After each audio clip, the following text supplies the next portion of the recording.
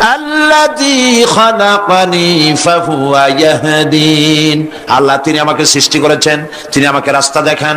ওয়াল্লাযী হুয়া ইউতঈমুনি ওয়া ইয়াসকিন, আর আমি যখন ক্ষুধার্ত হই তিনি আমাকে খাওয়ান, যখন তৃষ্ণার্ত হই তিনি আমাকে পান করান। ওয়া ইযা মারিদতু ফাহুয়া ইয়াশফিন, আর যখন আমি অসুস্থ হই, রোগাক্রান্ত হই, আল্লাহ রাব্বুল আলামিন তখন আমাকে রোগমুক্ত করে দেন। সুবহানাল্লাহ। আমার রসুল কে রোগ মুক্ত করেন? সুতরাং দীর্ঘস্থায়ী কোন রোগ হয়েছে, মুমিন হতাশ হবে না, মুমিন হতাশ হবে না। হতাশ হয় কেবলমাত্র কাফের। হতাশ হয় কে? মুমিন কখনো হতাশ হয় না। হতাশ হয় ঈমানের পরিপন্থী কাজ। আল্লাহ পাক বলেছেন, লা তাকনাতু মির রাহমাতিল্লাহ, আমার রহমত থেকে মায়ুস। নরহত্যার শাস্তি, এই যে সমানে খুন হইতেছে বিভিন্ন জায়গায়, শাস্তি হয় না, সেই জন্য খুন বাড়তে থাকে। বিচারের কিছু মাইল পেস আছে, সেই মাইল পেসে চোরগুলা, ডাকাতগুলা, সন্ত্রাসীগুলা পার পাইয়ে যায়। পুলিশেরা জীবন প্রাণান্ত করে এক একটা আসামি ধরে, প্রাণান্ত করে আসামি ধরে, তারপরে হাইকোর্ট থেকে জামিন পেয়ে যায়। যারে ধরলো জামিন পেয়ে গেল। এখন তো সে পুলিশের নাকের ডগায় আঙ্গুল দিয়ে দেখা যায়, পাল্লা নামার আটকাইতে, ঠিক না? ইসলামের বিধান ভিন্ন। হত্যা করেছে, ইয়া আইয়ুহাল্লাযীনা আমানু কুতিবা আলাইকুমুল কিসাসু ফিল কাতলা, তোমাদের প্রতি নরহত্যার শাস্তি স্বরূপ কিসাস নির্দিষ্ট করা হয়েছে, অর্থাৎ হত্যার বদলে হত্যা। যে হত্যা করেছে প্রমাণিত হয়েছে, ওরে নিয়ে আসো পল্টনের মাঠে, রেডিওর সমস্ত চ্যানেলগুলিকে দাওয়াত দাও, পত্রিকার সাংবাদিকদের দাওয়াত দাও, লোকেরা দেখুক, সকলের সামনে ওকে হত্যা করা হোক। নরহত্যার শাস্তি কি হবে তাও আল্লাহ পাক এখানে বলছেন, ইয়া আইয়ুহাল্লাযীনা আমানু কুতিবা আলাইকুমুল কিসাসু ফিল কাতলা, আল্লাহ পাক বলেন তোমাদের প্রতি নরহত্যার শাস্তি স্বরূপ কিসাস নির্দিষ্ট করা হয়েছে, অর্থাৎ হত্যার বদলে হত্যা করা। একজন মানুষ আর একজন মানুষকে হত্যা করেছে, কোরআনের আইন হচ্ছে ওকেও হত্যা করে। কি সুন্দর আইন, সুবহানাল্লাহ পড়েন। তাহলে কি হবে? রেডিও, টেলিভিশনে, পত্র পত্রিকার মাধ্যমে যদি খবর ছড়ানো হয় যে হত্যাকারীর বিচার হবে কোরআনের আইন অনুযায়ী, প্রকাশ্য রাজপথে হত্যাকারীকে তাকেও যদি হত্যা করে দেওয়া হয়, এই দৃশ্য উপস্থিত জনতা যত দেখবে, পত্র পত্রিকায় খবর পাবে, টেলিভিশনের পর্দায় দেখতে পাবে, যারা দেখলো এই সব লক্ষ লক্ষ জনতার ভেতরে মানুষ হত্যা করার দুঃসাহস আর আসবে? আল্লাহ পাক বলছেন এটা হচ্ছে মানুষের কিসাস, এর মধ্যে রয়েছে মানুষের জীবন। এরপরে নরহত্যার শাস্তি আল্লাহ পাক এভাবে কোরআনে কারীমের মধ্যে বললেন। এবং কিয়ামতের দিন আল্লাহ সর্বপ্রথম হত্যার বিচার করবেন। কাবিল আর হাবিলের বিচার দিয়া রক্তের বিচার শুরু হবে সর্বপ্রথম। সুতরাং হত্যা করা সন্ত্রাসবাদীদেরকে আপনারা ধরিয়ে দেবেন। কি মানুষ হত্যা করলো না, সেজন্য বিশ্বের সমগ্র মানব গোষ্ঠীকে হত্যা করলো। একটা মানুষ হত্যা করার অপরাধ হচ্ছে বিশ্বের সব মানুষ হত্যা করার সমান। ওয়ামান আহিয়াহা, আর কেউ যদি একটি মানুষকে বেঁচে থাকার সুযোগ করে দিল, ফাকান্নামা আহিয়ান নাসা জামিয়া, সেজন্য সারা পৃথিবীর মানুষগুলিকে বেঁচে থাকার জন্য সুযোগ করে দিল। যারা মানুষ হত্যা করে তাদের শাস্তি কি? আল্লাহ তাআলা বলছেন, ইন্নামা জাযাউল্লাযীনা ইউহারিবুনাল্লাহ ওয়া রাসূলাহু ওয়া ইয়াসআউনা ফিল আরদি ফাসাদান, যারা আল্লাহর এই জমিনে বিপর্যয় সৃষ্টি করতে চায়, সন্ত্রাস সৃষ্টি করতে চায়, তাদের জন্য 4 প্রকার শাস্তি। কয় প্রকার শাস্তি? কে বলতেছে? যারা বোমা মারে, যারা গ্রেনেড হামলা করে, যারা মানুষ হত্যা করে, যারা শান্তিপূর্ণ সমাজের উপরে সমাজকে বিশৃঙ্খলা সৃষ্টি করতে চায়, আল্লাহ তাআলা তাদের জন্য 4 প্রকারের শাস্তি নির্ধারণ করেছেন। আইয়ুকাত্তালু, তাদেরকে হত্যা করো, আও ইউসাল্লাবু, অথবা তাদেরকে শুল দণ্ডে দিয়ে দাও, আও তুকাত্তা আইদিয়াহুম ওয়া আরজুলিহিম, অথবা তাদের ডান হাত আর বাম হাত উল্টা কেটে দাও। হয় প্রথমে ডান, পরে বাম পা, বাম হাত ডান পা, একটার উল্টা আর একটা কাটো। চতুর্থ, আও ইয়ানফাউ মিনাল আরদ, অথবা দেশ থেকে বহিষ্কার করে দাও। সুতরাং আজকে যারা সন্ত্রাসী তৎপরতা চালাচ্ছে, তাদের সাথে ইসলামের কোনো সম্পর্ক নাই। পত্রিকার মাধ্যমে এক শ্রেণী, সাংবাদিকতার মাধ্যমে এক শ্রেণীর ধর্মনিরপেক্ষ রাজনীতিবিদরা এই সমস্ত সন্ত্রাসের দোষ আলেমদের মাথায় উঠায় দিতে চেয়েছিল। আল্লাহ আমাদের রক্ষা করেছেন, আলহামদুলিল্লাহ। বাংলাদেশের সমস্ত মসজিদ, মাদ্রাসার ইমাম, শিক্ষক, আলেম, ওলামা, পীর, বুজুর্গ সব ময়দানে নেমে পড়ে প্রতিবাদ জানিয়েছে ইসলামের সাথে এর কোনো সম্পর্ক নাই, সম্পর্ক থাকতে পারে না। বিদায় হজে শুনতেছেন নবী করিম সাল্লাল্লাহু আলাইহি ওয়াসাল্লাম বক্তব্য রাখছেন। বিদায় হজে নবী করিম সাল্লাল্লাহু আলাইহি ওয়াসাল্লাম বললেন, ও সাহাবীরা আজকের কোন দিন? তারা বললেন আজকে 9 জিলহজ, ইয়াউমে আরাফা। এটা কি মাস? তারা বললেন জিলহিজ্জা, এটা জিলহজ মাস। যে ঘর তোমরা তওয়াফ করে, এই ঘরটা কার? সাহাবীরা বললেন এটা আল্লাহর ঘর। নবী করিম সাল্লাল্লাহু আলাইহি ওয়াসাল্লাম বললেন আজকের দিন, আরাফাতের দিন যেমন পবিত্র, আজকের মাস যেমন পবিত্র, আল্লাহর ঘর যেমন পবিত্র, তোমাদের একের রক্ত আরেকজনের কাছে সেই রকম পবিত্র। সুবহানাল্লাহ বলেন। রাসূলুল্লাহ বলছেন একটি মানুষ হত্যা করা কত বড় অপরাধ। শোনো, গোটা বিশ্ব ধ্বংস হয়ে যাওয়া আল্লাহর কাছে সহজ, একটা মানুষ হত্যা করা এর থেকে বেশি কঠিন আল্লাহর কাছে। তারা হচ্ছে পৃথিবীর সমস্ত সৃষ্টি জগতের মধ্যে নিকৃষ্ট হচ্ছে তারা যারা কাফের, যারা আল্লাহকে অস্বীকার করেছে। দেখুন কোরআন শরীফে আল্লাহ পাক এক জায়গায় বলেছেন, ওয়ালাকাদ জারা'না লি জাহান্নামা কাসীরাম মিনাল জিন্নি ওয়াল ইনস। আমি মানুষ এবং জিনেদের মধ্যে এক শ্রেণীর মানুষ আর জিনকে তৈরি করেছি জাহান্নামের জন্য। জাহান্নামের জন্য তারা তৈরি হয়েছে। কারা? লাহুম কুলুবুন লা ইয়াফকাহুনা বিহা, যাদেরকে অন্তঃকরণ দিয়েছি, এই অন্তঃকরণ দিয়ে সব বুঝলো, এই বিবেক দিয়ে সব বুঝলো, কিন্তু আমারে বুঝলো না, আমার সৃষ্টি বুঝলো না।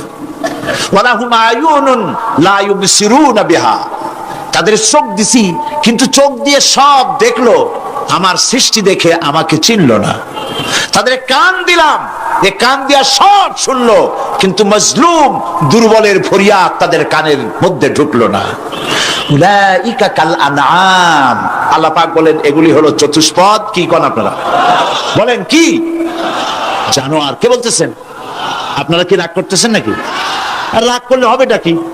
সৃষ্টি যিনি করেছেন, এই পদবাচ্যে বিশেষিত বিবেচিত করেছেন সেই আল্লাহ। আল্লাহ পাক কি বলছেন?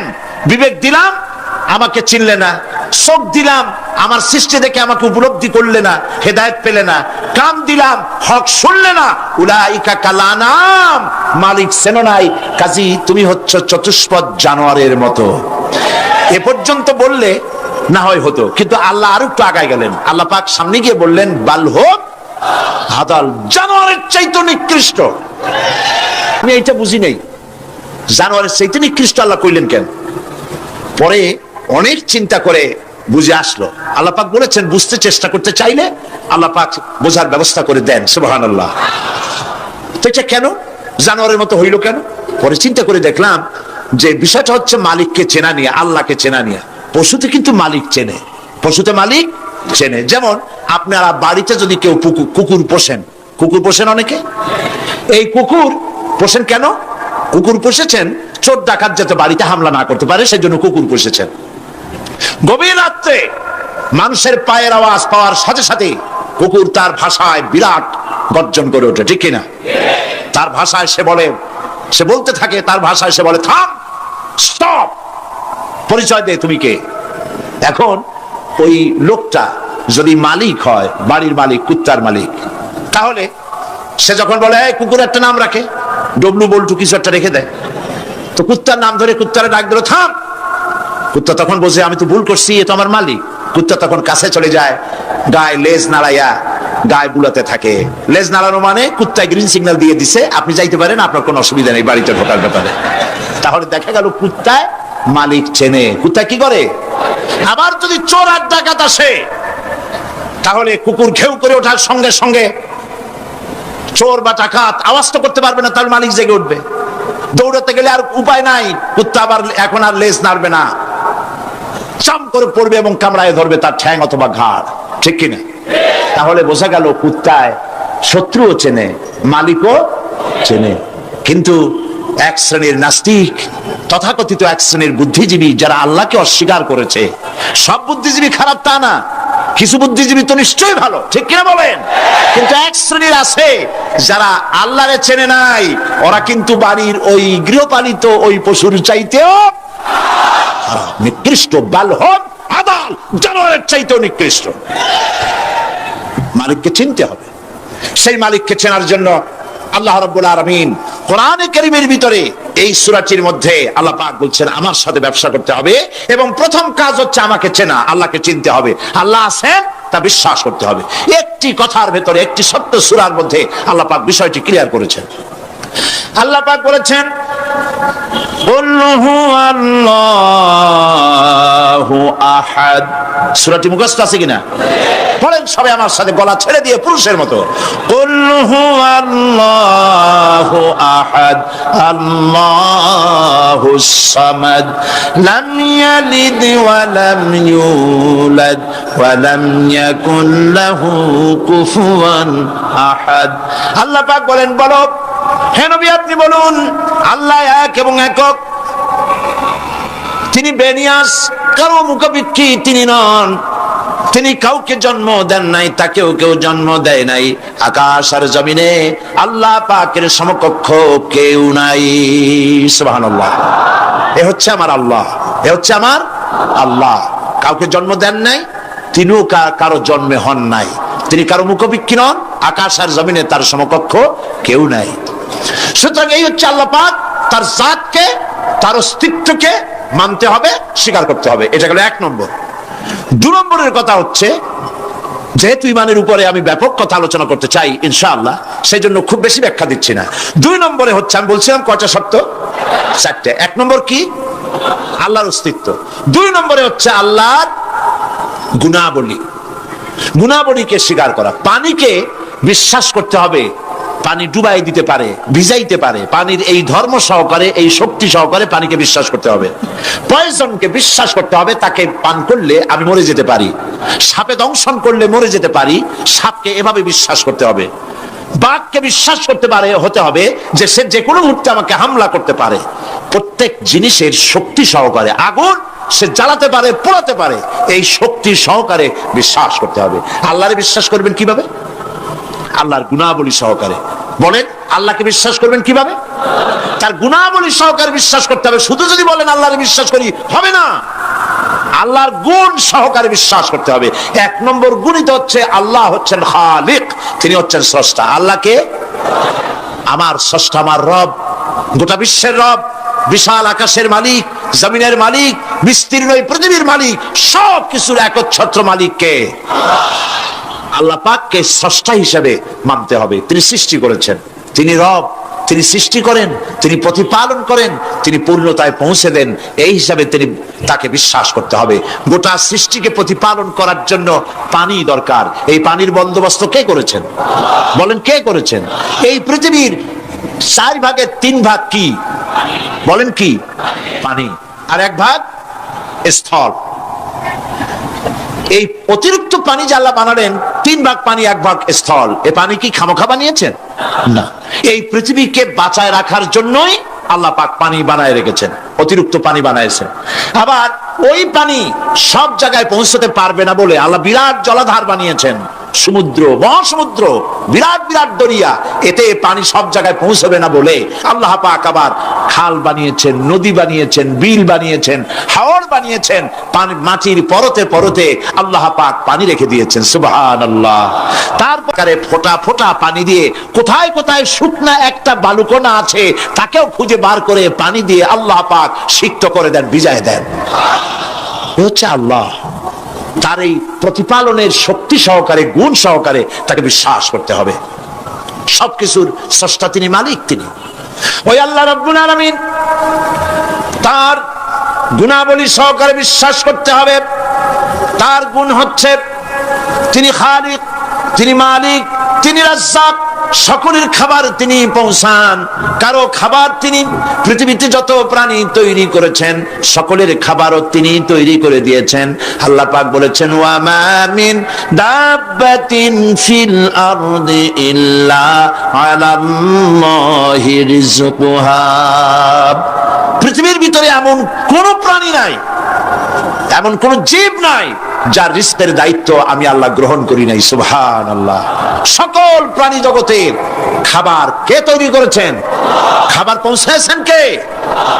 একটা দৃষ্টান্ত দেই, যেহেতু আজকে এই বিষয় আমি বলবো না, একটা দৃষ্টান্ত দেই বোঝার জন্য। আপনারা মুরগির ডিম দেখছেন নিশ্চয়ই, অন্যান্য পাখির ডিমও দেখেছেন। এই ডিমের ভিতর থেকে বাচ্চা হয় ডিমের কোন অংশ দিয়ে? ভেতরের কুসুমটা দিয়েই কি হয় বলে? বাচ্চা হয়। বাচ্চা যখন ডিমের ভিতরে হলো তখন তার প্রাণ আসছে। এই প্রাণ আসার পর, প্রাণ আসার সাথে সাথে বাচ্চার ক্ষুধার উদ্রেক হয়েছে। খাবেটা কি? ডিমের ভিতরে খাবার পৌঁছতে গেলে ডিম তো ফেটেই যাবে, বাচ্চা মরে যাবে। এখন খাবারটা দুনিয়ার কোন বিজ্ঞানী ডিমের পেটের মধ্যে, ডিমের মধ্যে বাচ্চাকে খাবার পৌঁছতে পারবে কি? তাহলে ওই ডিমের মধ্যে বাচ্চাটাকে খাবার কে দেন? কিভাবে দেন দেখছেন আপনারা? কুসুমের বাইরে যে সাদা অংশটা থাকে এটা হচ্ছে প্রোটিন, এটা হচ্ছে খাদ্য। যতদিন এই বাচ্চাটা কুসুমের ভিতর থেকে বাচ্চায় পরিণত হয়ে যতদিন ডিমের মধ্যে থাকা লাগবে, 18 দিন বা 19 দিন যতদিন থাকা লাগবে, ততদিনের খাদ্য ওর চতুর্পাশে রেখে দেওয়া হয়েছে। সবটুকুন খেয়ে খেয়ে যেদিন তার সবটা সাদা অংশ খাওয়া হয়ে গেল, তখন ঠোঁট দিয়ে পাতলা পর্দাকে ফাটায় দিয়া পৃথিবীর মাঝে বেরিয়ে আসে। এই বাচ্চাটির খাবার কে দিয়েছে? আল্লাহ পাক। সমস্ত প্রাণীর খাদ্য তিনি পৌঁছে দিয়েছেন, কোন জিনিস তিনি বাকি রাখেন নাই। আল্লাহকে বিশ্বাস করতে হবে, তিনি রাজ্জাক, তিনি খালেক, তিনি রব, তিনি স্রষ্টা। এই আল্লাহ পাকের যে 99টি নাম আছে, সমস্ত নাম হচ্ছে গুণবাচক নাম। এই গুণবাচক নাম দিয়ে তার গুণ সহকারে তাকে বিশ্বাস করতে হবে। গেল 2 নম্বর। কয়টা বলেছিলাম শর্ত?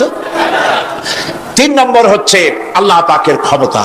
আল্লাহরে বিশ্বাস করবেন ক্ষমতা দিয়ে। কি দিয়ে বিশ্বাস করবেন? ক্ষমতা দিয়ে। কি ক্ষমতা? আল্লাহ রাব্বুল আলামিন তার ক্ষমতা হচ্ছে দিনকে রাত বানাতে পারেন, রাতকে দিন বানাতে পারেন, সাগরকে নগর বানাতে পারেন, নগরকে সাগর বানায় দিতে পারেন, মানুষ ধরে প্রেসিডেন্ট বানায় দিতে পারেন, আবার প্রয়োজনে ফাঁসির মঞ্চে চড়াই দিতে পারেন। আল্লাহ রাব্বুল আলামিন জিন্দাকে মৃত্যু করেন, মৃত্যুকে জিন্দা করেন। সবকিছুর ক্ষমতা। ইন্নাল্লাহা আলা কুল্লি শাইইন কাদির। সমস্ত জিনিসের উপরে ক্ষমতা রাখেন কে? জোরে বলুন। সব জিনিসের উপরে প্রচন্ড ক্ষমতার মালিক। এই ক্ষমতা অ্যাপ্লাই করার জন্য আল্লাহ রাব্বুল আলামিনের কোনো বাটন টেপা লাগে না, সেনাবাহিনী ডাকার দরকার হয় না। শুধু বলেন 2টা অক্ষর। বলেন তো কি? মাশাআল্লাহ, আপনাদের ওয়াজ শুনাইয়া মজা আছে, কারণ আপনারা বোঝেন। শুধু 2টা অক্ষর, কোন হও, সাথে সাথে হয়ে যায়। এটা 2টা ব্যাখ্যা আছে। একটা হচ্ছে যেটা আল্লাহ পাক এখনই চান, সেটা কোন বলার সাথে সাথে তখনই হয়। আবার যেটা এখন চান না, কিছু পরে, সেটার জন্য কোন বলার সাথে সাথে সেটার হওয়ার প্রক্রিয়া শুরু হয়ে যায়। সুবহানাল্লাহ। দেখেন না, এই যে ভারতের আনজার, ভুজ, আহমেদাবাদ, এইখানে আল্লাহ অবিশ্বাসী লোক যারা, তারা বলে প্রকৃতির লীলা খেলা। তো প্রকৃতি এটা কি কোনো জানোয়ারের নাম যা আল্লাহর অবাধ্য? আল্লাহ যা বলে তা শোনে না, এক জায়গায় কাঁপাই দিয়ে সব ভেঙে চুরে শেষ করে দেয়, অথবা বন্যা হয়ে সব ডুবাই দেয়। প্রকৃতি কোনো জানোয়ারের নাম নয়। আল্লাহ পাক যখন যা ইচ্ছা করেন, ফাআলুল লিমা ইউরিদ, যা খুশি যা খুশি তাই করেন। আল্লাহর ইচ্ছে হয়েছে বলেছেন। সঙ্গে সঙ্গে এ পর্যন্ত খবর যা পাওয়া গেছে, মৃতের সংখ্যা 2 লাখের ওপরে। আল্লাহ পাক ইচ্ছে করলে সব জায়গায় এটা করে দিতে পারেন। আমি ভূমিকম্প কেমনে হয় আমি সেটা দেখেছি। আজ থেকে কয়েক বছর আগে ক্যালিফোর্নিয়া, আমেরিকার একটি স্টেট, লস অ্যাঞ্জেলেসে ভূমিকম্প হয়েছিল। ওই দেশে রাস্তা আছে 2 তলা, 3 তলা, 4 তলা, ফ্লাইওভার গুলি 3 তলা, 4 তলা পর্যন্ত। এই দৃশ্যটা ওয়াশিংটনের নাসা, যেখানে মহাশূন্য গবেষণাগারের কয়েকটা অফিস আছে, তার একটি অফিস আছে ওয়াশিংটনে। সেইখানে আমাকে নেওয়া হলো এবং আমি দেখলাম বিরাট স্ক্রিন, সেই পর্দায় দেখানো হলো ভূমিকম্পের দৃশ্য। দরিয়ার ভিতরে পানি যেমন রোলিং হয়, তুফান হয়, এইভাবে করে যখন ভূমিকম্প শুরু হলো, তখন ক্যালিফোর্নিয়ার রাস্তাঘাট মাটিগুলি বিল্ডিং গুলি দেখতেছিলাম, মাটির মধ্যে দরিয়ার মতো তুফান হচ্ছে এরকম করে। পাটিসাপটা পিঠা আপনারা দেখেছেন বা ডিমের মামলেট দেখেছেন, এটা যেমন জড়ায় দোতলা তিনতলা রাস্তাগুলি একটার পর একটা পেঁচাইয়া দুমড়ে মুচড়ে মুহূর্তের ভিতরে, 1 মিনিট তো নয়, কয়েক সেকেন্ডের ভিতরে সব শেষ হয়ে গেল, লন্ডভন্ড হয়ে গেল। এইখানে কোনোদিন মানুষের বসতি ছিল বলে তার কোনো প্রমাণ নাই, কিন্তু দুর্ভাগ্যজনক সত্য এই মানুষ এগুলি চোখে দেখে তারপরেও বিশ্বাস করতে পারে না। কপাল পোড়া, এগুলো কি কপাল পোড়া, বিশ্বাস করতে পারে না। ক্ষমতায় যে যখন থাকে তখন চতুর্দিকে অন্ধকার দেখে, মনে করে যে এ ক্ষমতা আর আমার হাত থেকে যাবে না, যা খুশি তাই করব। কিন্তু তোমাকে নিয়ন্ত্রণ করার আরেকজন আছেন, আছেন কিনা? সেজন্য আল্লাহ পাক বলেছেন ওয়ামুদ্দুহুম ফি তুগয়ানিহিম ইয়ামাহুন, আমি যারা সীমা লঙ্ঘন করে আমি ঢিল দেই, একশোটে ধরি না, ঢিল দেই, দেখি কদ্দুর পারো। এই জন্য তো ফেরাউন বেঁচে ছিল 950 বছর। কোন কোন কিতাবে লেখা আছে 950 বছর হায়াত পেয়েছিল, জানি না কত বছর পাইছিল। 950 বছরের ভেতরে একদিন তার সর্দি হয় নাই। ও যেন বলতে না পারে যে যদি আমার অসুখ বিসুখ হইতো তাও তো আমি আল্লাহ তোমারে ডাকতাম। মানে মুনাফিক, কাফের, বেঈমান, অহংকারী। আল্লাহ সুযোগ দেন, পাপিষ্ঠকে সুযোগ দিয়ে দেন। এই কথা যেন বলতে না পারে যে আল্লাহ আর যদি 6টা মাস সময় পাইতাম তাহলে আমি ভালো হয়ে যেতাম। এরকমও সুযোগ দেওয়া হয় না। ঠিক আছে, করতে থাকো, দেখি কদ্দুর পারো। তারপরে যখন সীমা লঙ্ঘন করে করে একদম প্রান্তে এসে যায়, তখন দড়ির অপর প্রান্ত কার কাছে? কার কাছে? ঘুড়ি যত উপরেই ওড়ে, ঘুড়ির লাটায় ওই পেছনে একটা সুতা আছে, সেই সুতাটা আরেকজনের হাতে, ঠিক না? ঘুড়ি যতই মনে করুক যে আমি পাল্লা দিয়ে মঙ্গল গ্রহে যাব, যেখানে খুশি সেখানে যাব, ঘুড়ির এই অহংকার মিশে বেশি দূরে যেতে পারবে না, যেহেতু তোমার পেছনে একটা দড়ি আছে, সেই দড়িটা আরেকজনের হাতে। এই দড়িতে যখন টান দেওয়া হবে, কাছে ফিরে আসতে হবে, যেখান থেকে উৎপত্তি সেখানেই ফিরে আসতে হবে। সুতরাং আল্লাহ পাকের এই প্রচন্ড ক্ষমতাকে বিশ্বাস করতে হবে যে তিনি বিরাট ক্ষমতার মালিক। ফকিরকে আমির বানান, আমিরকে ফকির বানান, আবার প্রয়োজনে ইচ্ছে করলে পথের লোক ধরে, কেউ চেনে না কেউ সরে না, আল্লাহ পাক ধরে নিয়ে বাদশা বানান, আবার যখন আল্লাহ নারাজ হন তখন ফাঁসিতে ঝুলায় দেন। পারেন কিনা? পারেন কিনা? প্রচন্ড ক্ষমতার মালিক তিনি। আল্লাহ পাককে বিশ্বাস করার জন্য 4টি শর্তের: আল্লাহর অস্তিত্বে বিশ্বাস, গুণাবলীতে বিশ্বাস, ক্ষমতায় বিশ্বাস, 4 নম্বরে হচ্ছে তার হুকুম এবং আহকামে বিশ্বাস। আল্লাহ পাক যে সব আদেশ করেছেন, নিষেধ করেছেন, সেগুলি মানতে হবে। আল্লাহ যা হুকুম করেছেন তা মানতে হবে, যা নিষেধ করেছেন তার থেকে ফিরতে হবে। তাহলে বোঝা যাবে যে আপনি আল্লাহকে বিশ্বাস করেছেন। আল্লাহর বিশ্বাস করি কিন্তু আল্লাহর আইন মানি না, এই বিশ্বাসের কোনো দাম আছে? বলেন, দাম আছে? আল্লাহকে বিশ্বাস করি অথচ ইসলামকে বলি মৌলবাদ। ইসলামের কাজ যারা করে তাদেরকে বলি মৌলবাদী। আর যাই হোক, এগুলো মুসলমান না, এগুলি মুনাফিক। এগুলি কি? এই জন্য আল্লাহ পাক বলছেন জাহান্নামের কঠিন শাস্তি থেকে বাঁচার জন্য আমার সাথে ব্যবসা করো। কার সাথে? এই ব্যবসার মধ্যে 3টা পুঁজি। তুমিনুনা বিল্লাহি ওয়া রাসূলিহি ওয়া তুজাহিদুনা ফি সাবিলিল্লাহি বিআমওয়ালিকুম ওয়া আনফুসিকুম যালিকুম খায়রুল লাকুম ইন কুনতুম তা'লামুন। আমার সাথে ব্যবসা করো। সেই ব্যবসার পুঁজি হলো 3টি। পুঁজি কয়টা বলেছি? কয়টা? একটাও এখনো শেষ হয়নি। প্রথমে বলেছিলাম আল্লাহর প্রতি ঈমান, 2 নম্বরে রাসূলের প্রতি ঈমান, 3 নম্বরে এখনই ভুলে গেলেন? জোরে বলেন কি? এখন আল্লাহর প্রতি ঈমান আনলে পরে উপকার কি কি কি উপকার হয় সেটা শোনার দরকার কিনা? ফায়দা ছাড়া তো মানুষ কাজ করে না, ফায়দা হইতে হবে। 1 নম্বরের ফায়দা, আল্লাহর উপর ঈমান আনলে মুখস্থ করেন, কাগজ কলম থাকলে লিখে নেন, আর না হয় মনে মনে মনে রেখে দেন, মেমোরিতে ধরে রাখেন। আল্লাহর উপরে ঈমান আনার 1 নম্বরের লাভ হচ্ছে আত্মমর্যাদার সৃষ্টি হয়। যারা আল্লাহর উপর ঈমান আনে তাদের আত্মমর্যাদার সৃষ্টি হয়, পার্সোনালিটি, শখসিয়ত তৈরি হয়। এমন শখসিয়ত হয় শখসিয়ত মানে কি? পার্সোনালিটি। পার্সোনালিটি মানে কি? ব্যক্তিত্ব। ব্যক্তিত্ব তৈরি হয়, সে কোনো পাগল শ্রেণীর লোক হয় না, তার চলায়, তার বলায়, তার ওঠায় ব্যক্তিত্বের ছাপ ফুটে ওঠে। এই ব্যক্তিত্বের পরিস্ফুটনের কথা বিশ্বকবি বলেছেন। কে বিশ্বকবি? আল্লামা ইকবাল রহমতুল্লাহ আলাইহি।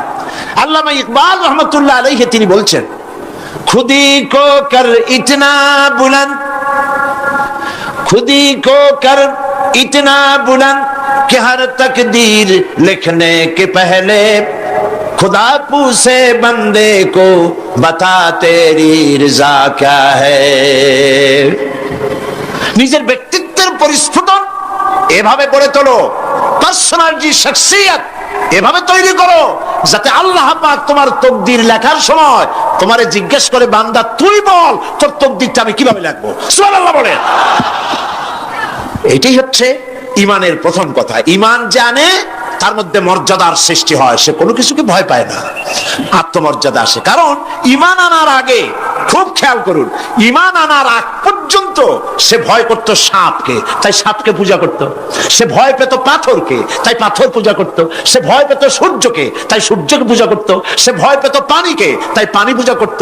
ভয় পেত আগুনকে, তাই আগুনকে পূজা করত। ভয় পেত বিরাট গাছ, ওইটারই পূজা করত। যেটা বড় ওইটারই পূজা করত। কিন্তু ওর জানা নাই এর থেকে বড় এগুলি সৃষ্টি, এর থেকে যিনি সৃষ্টি করেছেন, সৃষ্টির শক্তি বেশি না স্রষ্টার শক্তি বেশি? তো পাগলের মতো এগুলোর সামনে মাথা নত করো কেন? এই জন্য ঈমান আনার আগে তার মধ্যে ব্যক্তিত্ব ছিল না। যেখানে যা দেখেছে মাথা নত করেছে, পূজা করেছে, অর্চনা করেছে। কিন্তু কোরআন তাকে শোনায়ছে, ইন্নাল্লাযীনা তাদউনা মিন দুনিল্লাহি ইবাদুন আমসালুকুম। আল্লাহ পাক বলেন, আমাকে বাদ দিয়ে এরা যেই সব জিনিসের পূজা করে, মাথা নত করে এবং ওদের কাছে শক্তি আছে বলে মনে করে, তোমাদের জেনে রাখা উচিত ওরা তোমার মতো আমার গোলাম। আল্লাহর প্রতি ঈমান আনায় মানুষ বিনয় এবং বিনম্র প্রকাশ করে, সে অহংকারী হতে পারে না। আল্লাহর উপরে ঈমান আনে, সে অহংকারী হইতে পারে না। কারণ আল্লাহ বলে দিয়েছেন, ইয়া মাশারাল জিন্নি ওয়াল ইনস ইন ইসতাতা'তুম আন তানফুযু মিন আকতারিস সামাওয়াতি ওয়াল আরদ ফানফুযু লা তানফুযুনা ইল্লা বিসুলতান। যারা অহংকারী, যারা স্বৈরাচারী, যারা জালিম, আল্লাহ পাক তাদেরকে বলছেন, এ পৃথিবীর মানুষেরা, জেনেরা, যদি সম্ভব করতে পারো, আমার আইন ভালো লাগে না, আমার ইসলাম পছন্দ হয় না, আমার আলেম ভালো লাগে না, আমার কোরআন ভালো লাগে না, অবস্থা যদি এমনটি হয়, বেরিয়ে যাও, বেরিয়ে যাও। আমার সার্বভৌমত্বের ভেতর থেকে, আকাশের নিচের থেকে, জমিনের উপর থেকে বেরিয়ে যাও। ফানফুযু লা তানফুযু ইল্লা বিসুলতান। কোথায় যাও? পালাবার জায়গা নাই, বেরোতে পারবে না। আকাশ আর জমিন দিয়ে প্যাকেট করে রেখেছি, পালাবার জায়গা নাই। কোথায় যাইবা? জুলুমের হাত যত আছে করতে থাকো, আর আল্লাহ রাব্বুল আলামিন দেখতেছেন। সুতরাং ঈমানদার ব্যক্তি, তার মধ্যে বিনয় আসে, বিনম্র হয়। সে পয়সা করে আসে বলে অহংকার করে না। কারণ আল্লাহ বলেছেন, ওয়াল্লাহুল গানিয়্যু ওয়া আনতুমুল ফুকারা। আল্লাহ সাফ বলে দিয়েছেন, আল্লাহই হচ্ছেন কারো মুখাপেক্ষী নন, সম্পদশালী। আল্লাহর কোনো সম্পদের অভাব নাই। ওয়া আনতুমুল ফুকারা। দুনিয়ায় তোমরা যা বাস করো সব ফকিরের গোষ্ঠী, কিচ্ছু নাই তোমাদের। তোমাদের জাতি খাইয়া শেষ করে ভালো, আর আমার কাছে যা আছে আমি শুধু দিতে থাকি, আর ভাণ্ড শুধু ভরাই থাকে, মোটেও খালি হয় না। সুবহানাল্লাহ। কাজী মুমিন বান্দা, সে অর্থ এবং বিত্তের অহংকার করে না, বিদ্যার অহংকার করে না। অর্থ বিত্ত কত আছে তোমার, কয় টাকার মালিক? আল্লাহ যদি ইচ্ছে করেন, ব্রেনের ভিতরে যদি টিউমার ঢুকায় দেন, ব্রেনের একটা নার্ভ আর একটা নার্ভের সাথে জড়ায় দিবেন, জায়গা হবে কোথায়? হেমায়তপুর। হেমায়তপুর কোথায়? কাছেই, পাবনা। সুতরাং আল্লাহ পাক ইচ্ছা করলে এটা করে দিতে পারেন, পারেন না? খুব করতে পারেন। হার্টের ভেতরে ক্যান্সার দিয়ে দিতে পারে, 14 গোষ্ঠী বিক্রি করলো ডাক্তারের পয়সা হবে না। পারেন না আল্লাহ পাক? পারেন কিনা? পারেন। সেই জন্য যত বড় ধনী হোক, পয়সার মালিক হোক, আল্লাহর উপর ঈমান আনলে বলে যে গুণটা হয়, সে অহংকারী হয় না, বিনয়ী হয়।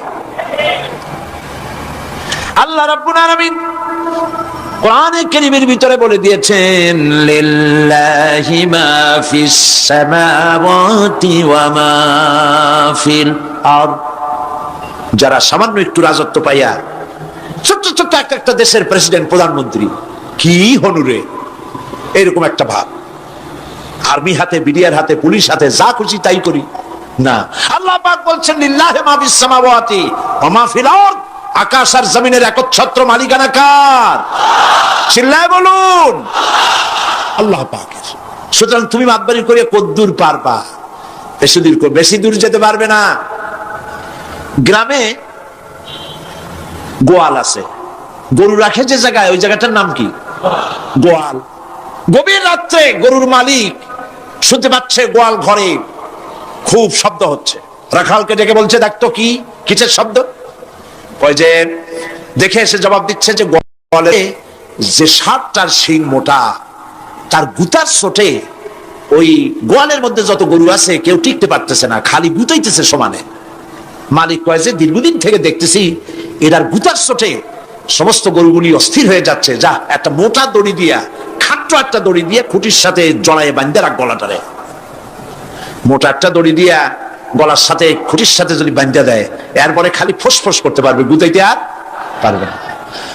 ঠিক অনুরূপ ভাবে কোন জনপদ থেকে, কোন দেশ থেকে যখন দেশের মানুষেরা, যখন দেশের নিরস্ত্র মানুষেরা, গরিব মানুষেরা যখন আল্লাহর দরবারে গভীর রাত্রে ফরিয়াদ তোলে, আল্লাহ জুলুমে অত্যাচারে জর্জরিত হয়ে গেলাম, মার খেতে খেতে শেষ হয়ে গেলাম, অত্যাচারে অত্যাচারিত হচ্ছি, চিৎকার মারতে থাকে, আল্লাহ পাক তখন তার নজর দিয়ে দেখেন। আল্লাহ তো দেখতেই থাকেন সব সময়ের জন্য।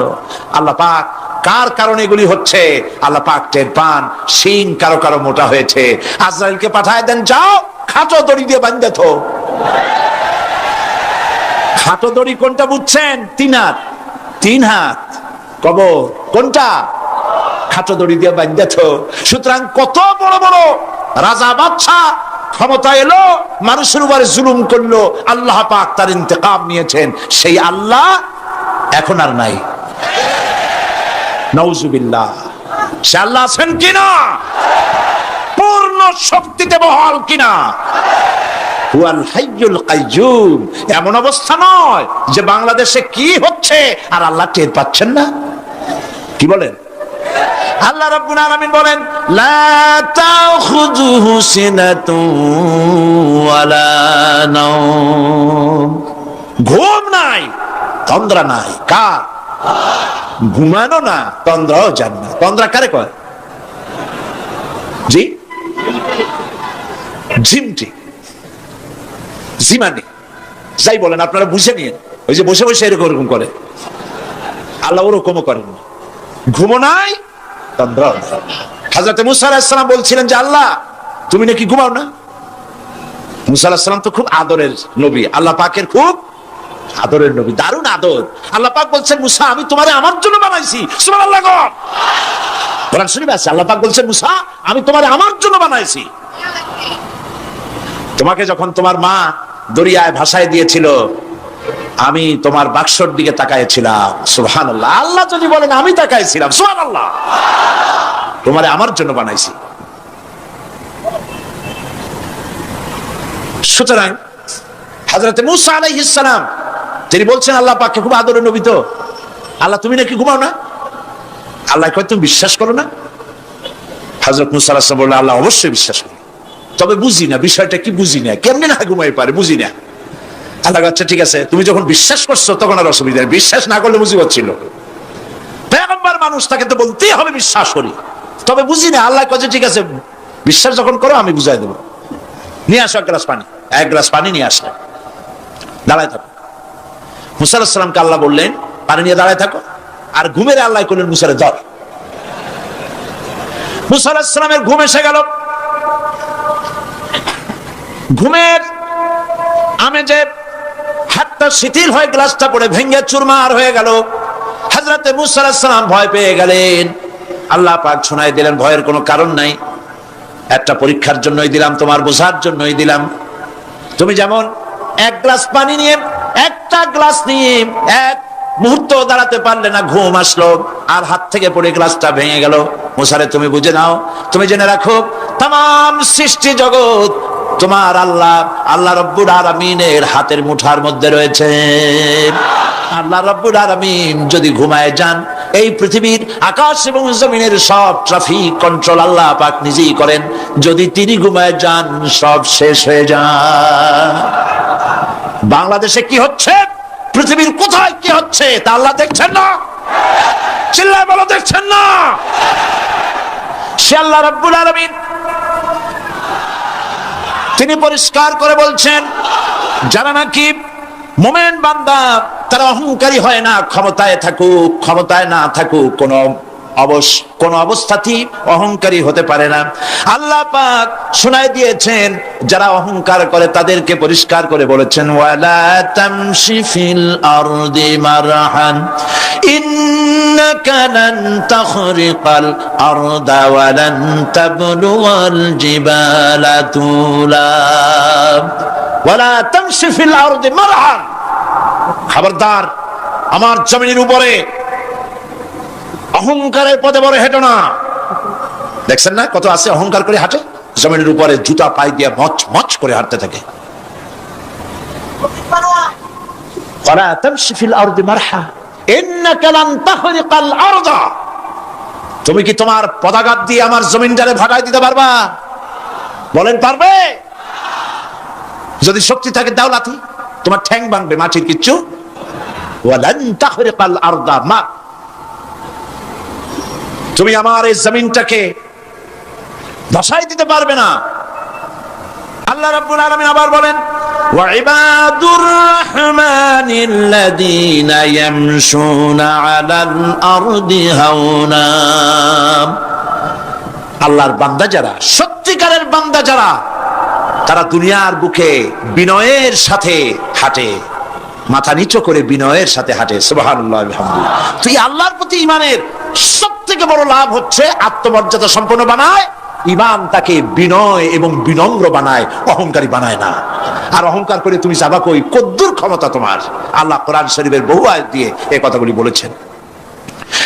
আর এটা গেল 2। 3 নম্বরে আল্লাহর উপরে ঈমান আনার, আমি কি বলতেছি বলেন তো দেখি, ফায়দা।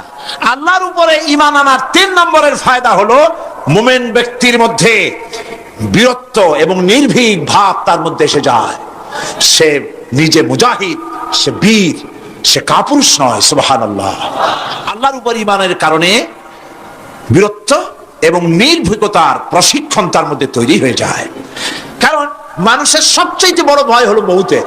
বলেন তো দেখি, বড় ভয় কিসের? বলেন সবাই। আর যারা বললেন না, তাদের মৌতের কোনো ভয় নেই। মৌতের ভয় আছে কিনা? আছে। কিন্তু ভয় করে যাবেন কই?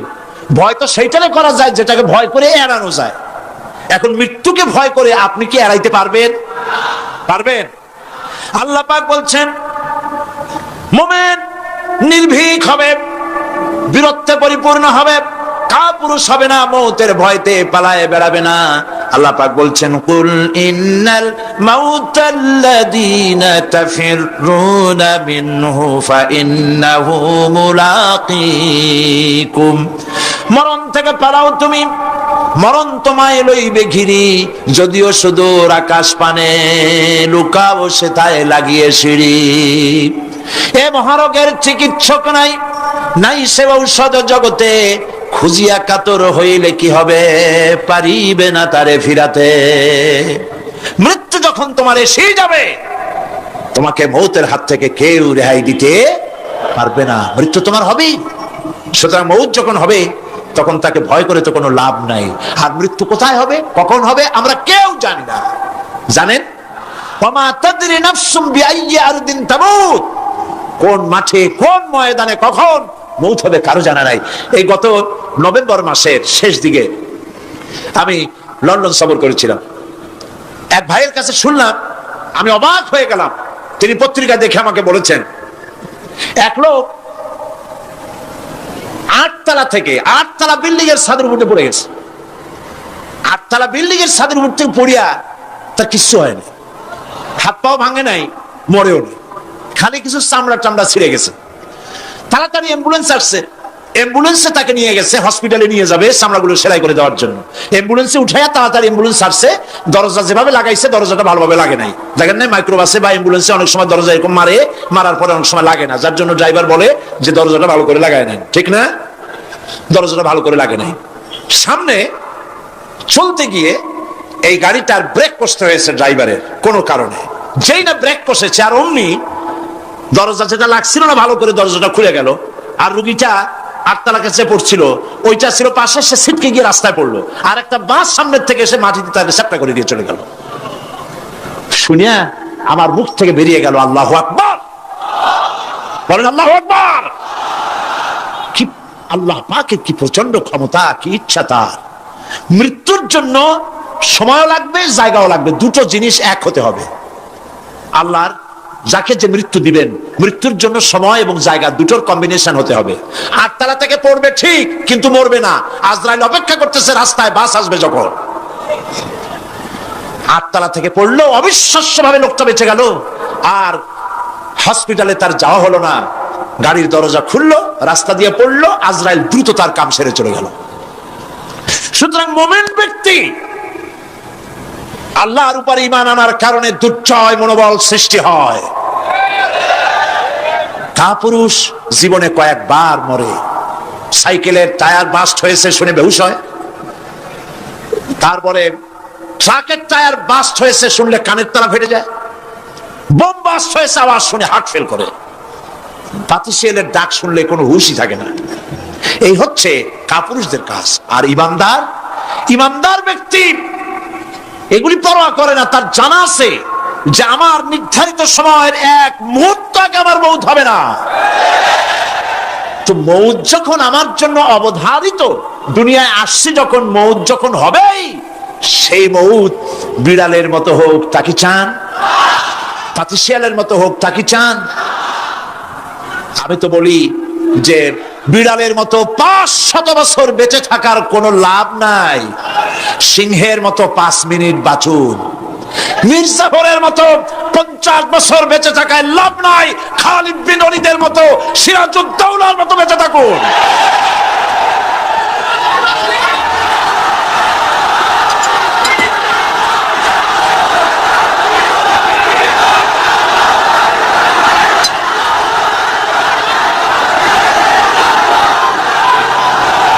বসেন, আপনারা যদি দাঁড়ায় যান তাহলে আমি করবো কি? বসেন বসেন। সেই জন্য এই ক্ষণস্থায়ী জীবনকে কেন সেই অনন্ত সুখময় জীবনের জন্য উৎসর্গ করে দেব না, যা আল্লাহর কাছে পাওয়া যাবে কিয়ামতের দিন। দেখেন, মৃত্যু হওয়া উচিত মুসলমানদের, শাহাদাতের মৌত হওয়া উচিত। কি মৌত হওয়া উচিত? আল্লাহকে আজকে প্রাণ খুলে বলি, আল্লাহ জীবন তো নিবাই, সুতরাং জীবন যখন নিবা, মৌতটা শাহাদাতের মৌত তুমি আমাদের দান করে দিও। কাপুরুষের মতো মরতে চাই না, শাহাদাতের মৌত চাই। সুবহানাল্লাহ বলেন, আমিন বলেন। মুমিন ব্যক্তি তার বড় ফায়দা, সে সাহসী হয়। সুবহানাল্লাহ বলেন। দেখেন বুখারী শরীফের হাদিস, যুদ্ধের জন্য, বদরের যুদ্ধ, রাসূল সাল্লাল্লাহু আলাইহি ওয়াসাল্লাম সৈন্যদেরকে রিক্রুট করছেন, কিন্তু কথা বলতে গিয়ে রাসূল করিম সাল্লাল্লাহু আলাইহি ওয়াসাল্লাম দাওয়াত দিচ্ছেন, কিন্তু মনে মনে চিন্তাও করছেন যে সামান্য কিছু লোক, অস্ত্রপাতি কম, এই জিহাদের অবস্থাটা তারা কিভাবে নেবে। একজন যুবক সাহাবী দাঁড়ায় গেলেন, তার নাম মিকদাদ রাদিয়াল্লাহু তাআলা আনহু। যুবক, এই পৃথিবীতে যুবকদের ইসলামের সবচাইতে অবদান কাদের?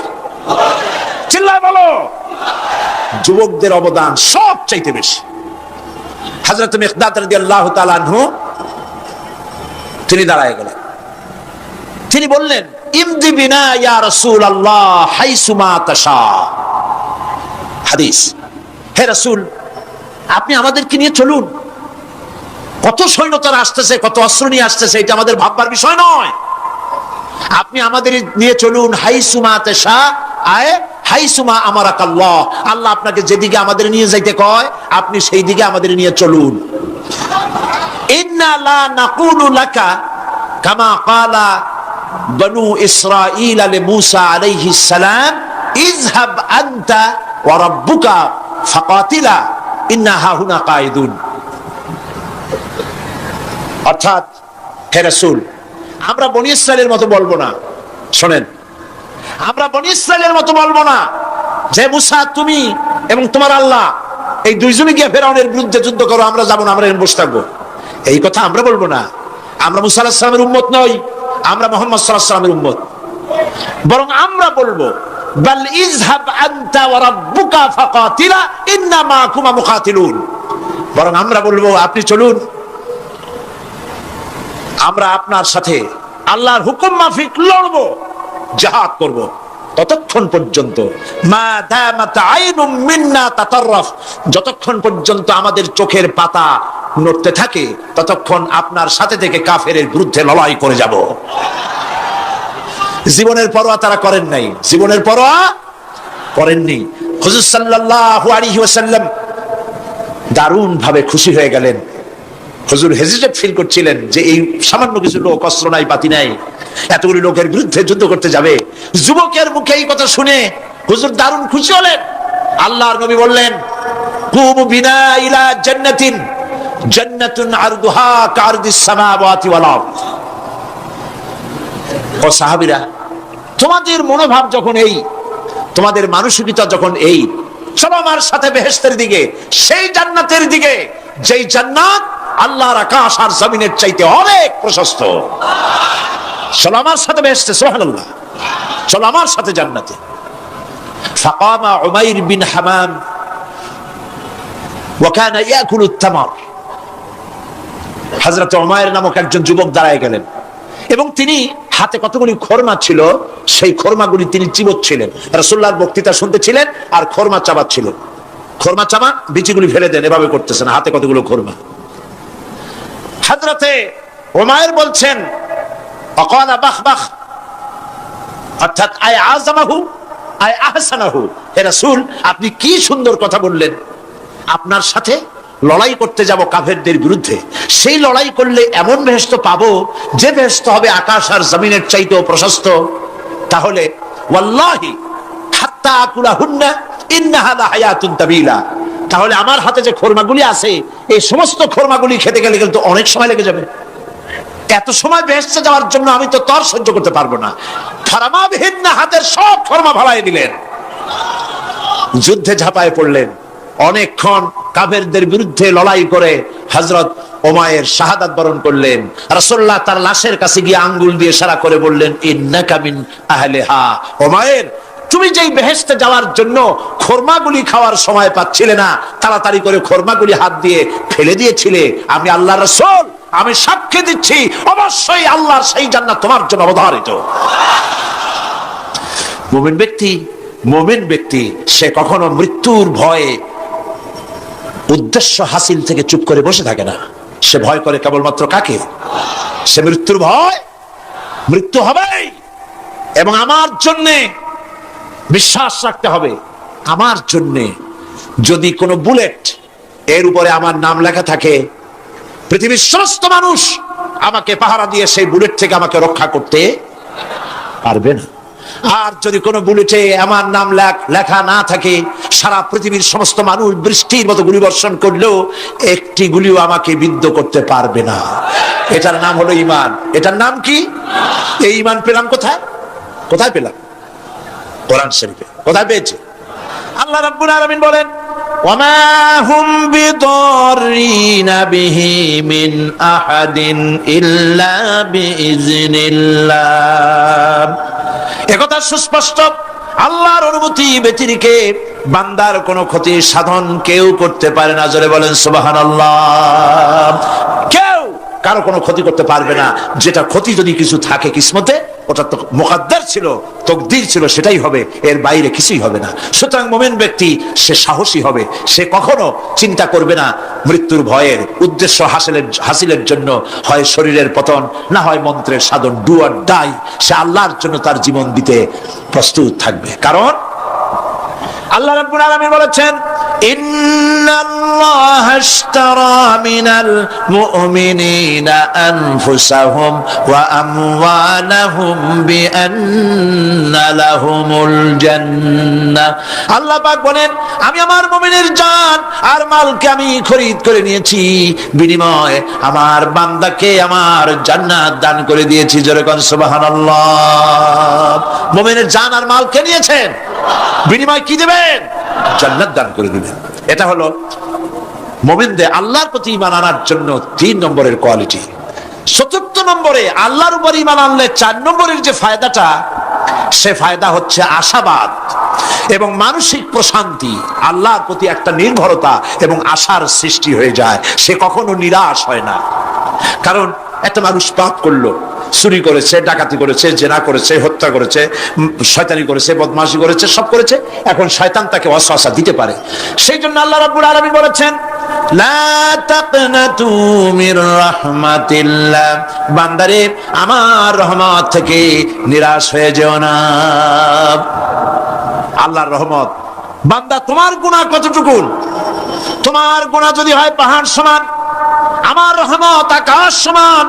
তোমার গুনাহ যদি হয়ে যায় আকাশ সমান, তাহলে আমার রহমত তো আমার আরশে আজিমকে ছাড়াই গেছে। সুবহানাল্লাহ, সুবহানাল্লাহ বলুন। সুতরাং মুমিন বান্দার এই আশা থাকে। গুনাহ মানুষে করেই, গুনাহ করা স্বাভাবিক। আল্লাহ পাক বলেছেন, যে ব্যক্তি গুনাহ করে আর এরপরে আমার কাছে মাফ চায়, আমি তাকে ক্ষমা করে দেই, মাফ করে দিই। সুবহানাল্লাহ।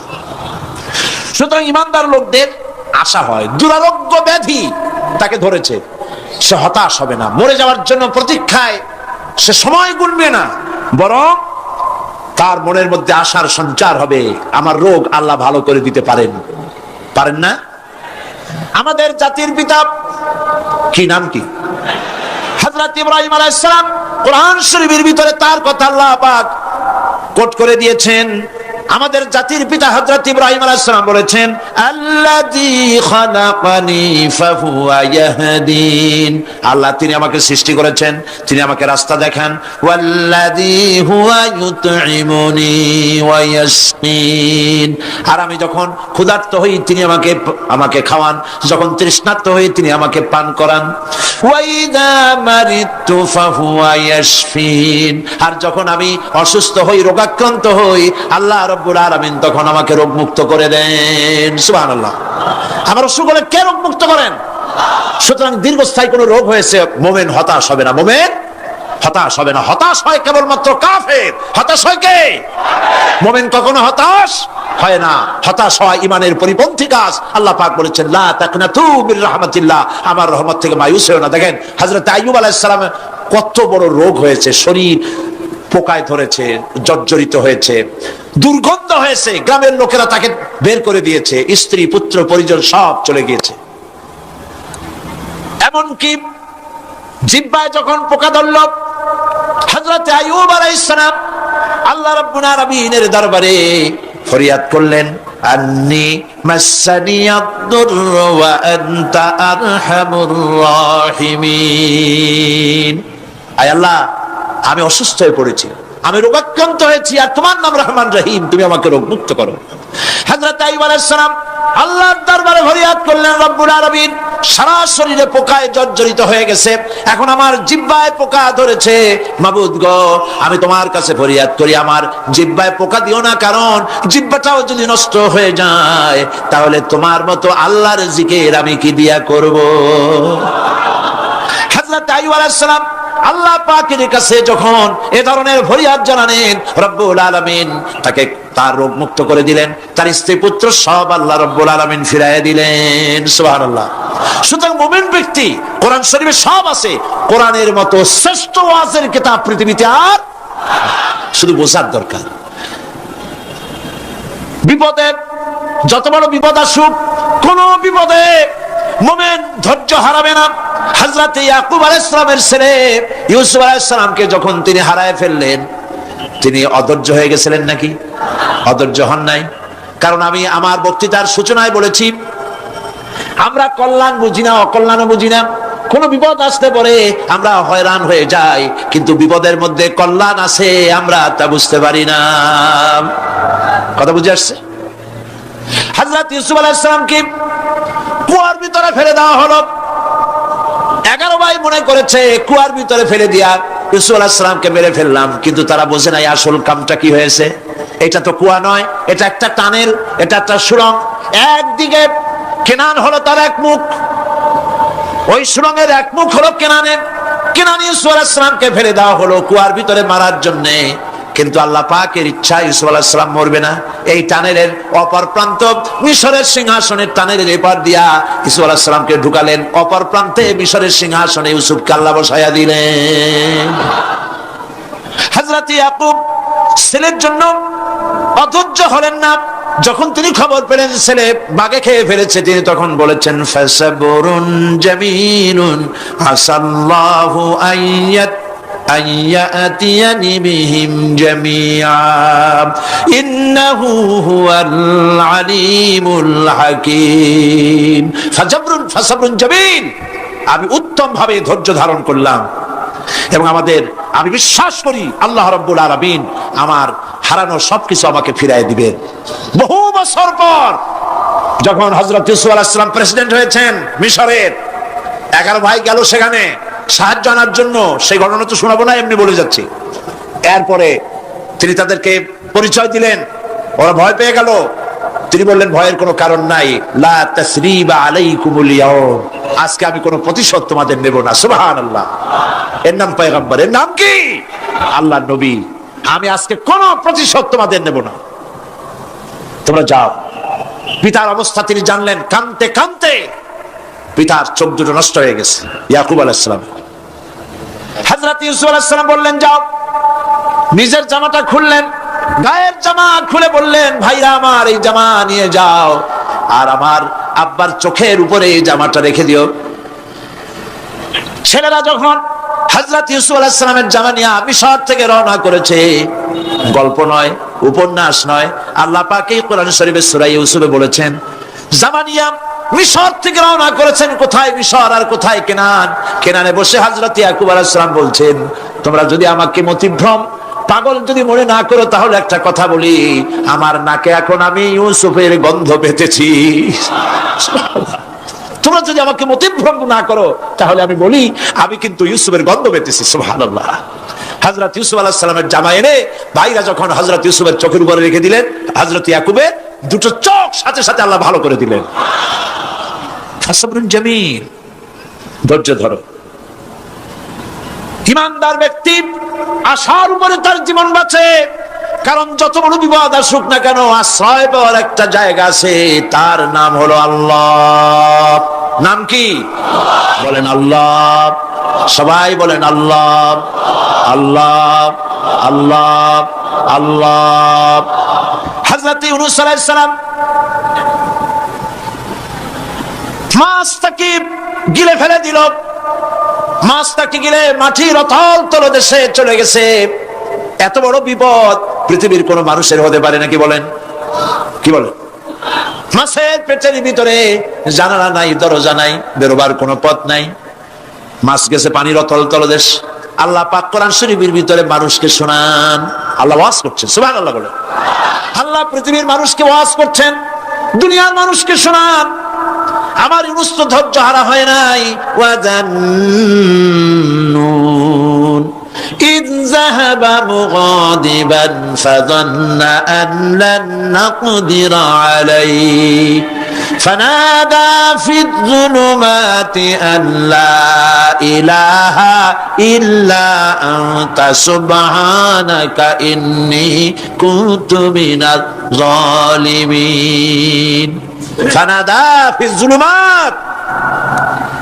জামায়ে কাসির, ত্রিবিধ অন্ধকারের ভেতর থেকে হযরত ইউনূস আলাইহিস সালাম চিৎকার মারলেন। মাছের পেটের অন্ধকার, পানির অন্ধকার, রাতের অন্ধকার, ত্রিবিধ অন্ধকারের ভেতর দিয়ে মাছের পেটের মধ্য দিয়ে ইউনূস আলাইহিস সালাম চিৎকার মারলেন, অধৈর্য হন নাই, হার্ট ফেল করেন নাই। তিনি বলছেন, পড়েন আমার সাথে, লা ইলাহা ইল্লা আনতা সুবহানাকা ইন্নী কুনতু মিনাজ জালিমিন। তুমি ছাড়া কোনো ইলাহ নাই, কোনো বস্ত্র নাই, মাবুদ নাই, তোমার পবিত্রতা ঘোষণা করছি, আমি জালিমদের অন্তর্ভুক্ত হয়ে গেছি। ইউনূস আলাইহিস সালাম যখন কাঁদতেছিলেন, আল্লাহ রাব্বুল আলামিন সেই কান্না শুনেছিলেন কিনা বলেন? শুনছিলেন কিনা? শুনতে পেয়েছিলেন কিনা?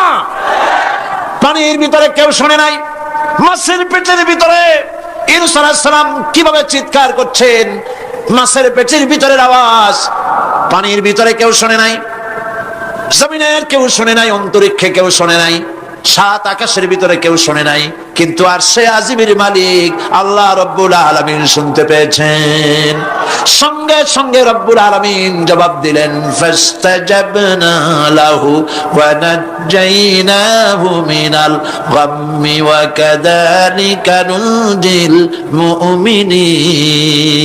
পড়েন, ফাস্তাজাবনা লাহু ওয়া নাজ্জাইনাহু মিনাল গাম্মি ওয়া কাযালিকা নুনজিল মুমিনিন।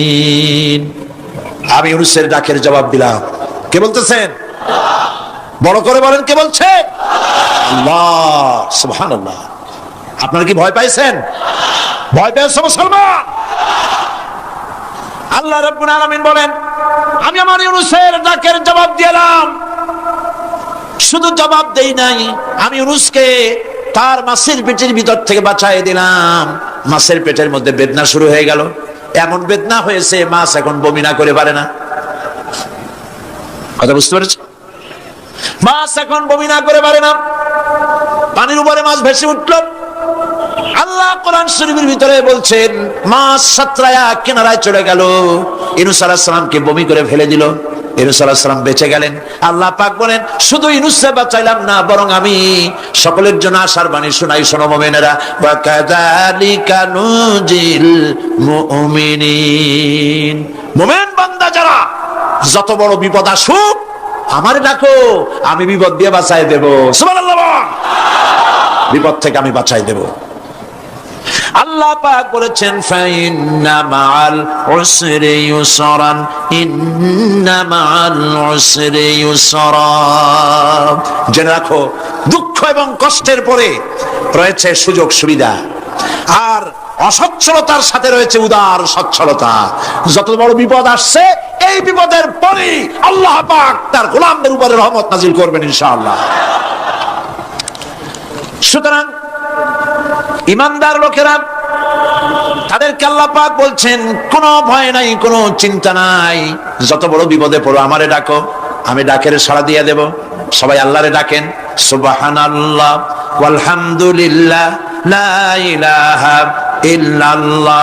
জোরে পড়েন, সুবহানাল্লাহ ওয়ালহামদুলিল্লাহ লা ইলাহা ইল্লাল্লাহ, সুবহানাল্লাহ ওয়ালহামদুলিল্লাহ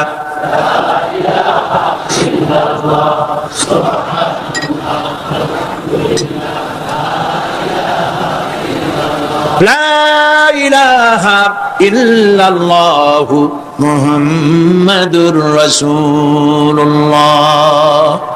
আল্লাহর উপরে ঈমান আনলে যত ফায়দা হয়, এত ফায়দা দুনিয়ায় কোথাও নাই। সুবহানাল্লাহ। আল্লাহর উপরে ঈমান আনার ৫ম নম্বরের ফায়দা কয়টা বলছি? 5টা বলছি। আপনাদের অসুবিধা হচ্ছে নাকি? তাড়াতাড়ি শেষ করতেছি। 6টা বলবো, এ হলো 5ম নম্বর। তারপর আমরা দোয়া করব। দোয়ার দরকার আছে কিনা এই সময়? 5ম নম্বরে আল্লাহর উপরে ঈমান আনলে পরে আরেকটি বড় ফায়দা, সেটা হলো কঠিন এবং কঠোর বিপদে আল্লাহ পাক তার মধ্যে অবিচলতার এবং ধৈর্য ধরার তৌফিক দিয়ে দেন। সুবহানাল্লাহ। যত বড় বিপদ আসুক, সেই বিপদে মুসিবতে আল্লাহ পাক মুমিনদেরকে আল্লাহর উপরে নির্ভরতা শিখায় দেন। সুবহানাল্লাহ। কারণ মুমিনদের জানা আছে যে ঈমানদারদের বিপদ নতুন কিছু নয়, একেবারে আদম আলাইহিস সালাম থেকে শুরু হয়ে আসছে, ঠিক কিনা? আদম আলাইহিস সালাম বিপদ হয় নাই? আদম আলাইহিস সালাম বিপদ কি? শয়তান। তার বিপদ কি? শয়তান ছিল বিপদ। প্রত্যেক নবীর সময় মানুষের নবীদের কষ্ট দিছে, তাই নাই? বিশ্বকবি ইকবাল বলেছেন, সতীজা কা রহা হ্যায় अज़ल से तायम रोज, सतीजा का रहा है अज़ल से तायम रोज, चरागे मुस्तफा भी से शरारे बुलहबीस। আগমন কাল থেকে শুরু করে মুহাম্মদ সাল্লাল্লাহু আলাইহি ওয়াসাল্লামের চারাগকে, নূরকে, ঈমানকে, ইসলামকে লিভায় দেওয়ার জন্য আবু জাহেলের গোষ্ঠীরা চিরকাল চেষ্টা করেছে। সব চেষ্টা কর্পূরের মতো উড়ে গেছে, মুহাম্মদ সাল্লাল্লাহু আলাইহি ওয়াসাল্লামের চারাগ টিম টিম করে জ্বলতে রয়েছে। আল্লাহ পাক বলছেন, ইউরিদুনা লিইউতফিউ নূরাল্লাহি বিআফওয়াহিহিম ওয়াল্লাহু মুতিম্মু নূরিহি ওয়ালাউ কারিহাল কাফিরুন।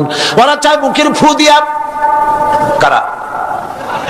কাফেরেরা, ইসলাম সহ্য করতে পারে না যারা, ওরা চায় মুখের ফু দিয়া আমার আলোটাকে নির্বাপিত করে দেবে। আল্লাহ পাক বলেন, ওয়াল্লাহু মুতিম্মু নূরি, আমি আমার নূরকে পূর্ণতা দান করব, তাতে কাফির বেঈমানদের মনের ভিতরে যত জ্বালা হোক, যন্ত্রণা হোক, ওদের কলজা যত পুরুক, ইসলাম তার বিজয় পতাকা নিয়ে উঠবেই, কেউ ঠেকাতে পারবে না। আল্লাহ রাব্বুল আলামিন, আল্লাহ পাক বলছেন, ওয়া কাযালিকা জাআলনা লিকুল্লি নাবিয়্যিন আদুওয়াম মিনাল মুজরিমিন, আর এমনি করে আমি সকল নবীর শত্রু বানিয়েছি সব পাপিষ্ঠ অপরাধ প্রবণ লোকদের। শুনছেন কথা? শোনেন নাই? আল্লাহ পাক বলছেন, দুনিয়ার সব নবীদের, তাদের জন্য আমি শত্রু বানাইছি কাদেরকে? যারা সব থেকে বেশি পাপিষ্ঠ, অপরাধ প্রবণ। এরা হচ্ছে নবীর দুশমন, এরা সব নবীদের সাথে দুশমনি করেছে। আজও দেশের আলেমদের সাথে দুশমনি করে সবচাইতে বড় পাপিষ্ঠরা। এটা কোরআন। এটা কি? কোরআন। জোরে বলেন, এটা কি? আল্লাহ রাব্বুল আলামিন বলছেন, ওয়া কাযালিকা জাআলনা লিকুল্লি নাবিয়্যিন আদুওয়াম মিনাল মুজরিমিন, সব পাপীরা, পাপিষ্ঠরা আমার দ্বীনের দাওয়াত যারা দেয় তাদেরকে জীবনের দুশমন মনে করে। কেন? শোনেন, আমি কার ওয়াজ শোনাচ্ছি? কার ওয়াজ শোনাচ্ছি? আমার আল্লাহর ওয়াজ। অপরাধটা কি? নবীদের বিরুদ্ধে, নবীর ওয়ারিস, ওয়ারাসাতুল আম্বিয়া কারা, তো তাদের বিরুদ্ধে তাদের অপরাধটা কি?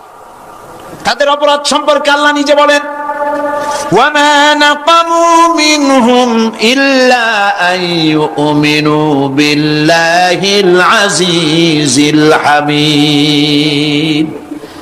এদের বিরুদ্ধে অ্যাকশন নেওয়ার আর কোন অপরাধ ওদের নাই।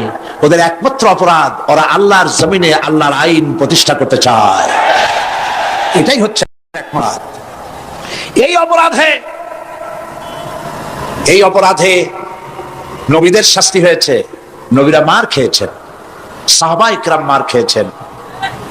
আমরা তো সাহাবায়ে কেরামের জুতার ধুলার সমান নই, সুতরাং এগুলি আমাদের পাওনা। এই রক্তের বিনিময়, জীবনের বিনিময় আল্লাহ পাক তার দ্বীনকে প্রতিষ্ঠা করবেন ইনশাআল্লাহ। হযরতে খাব্বাব, বুখারী শুনুন, বুখারীর হাদিস।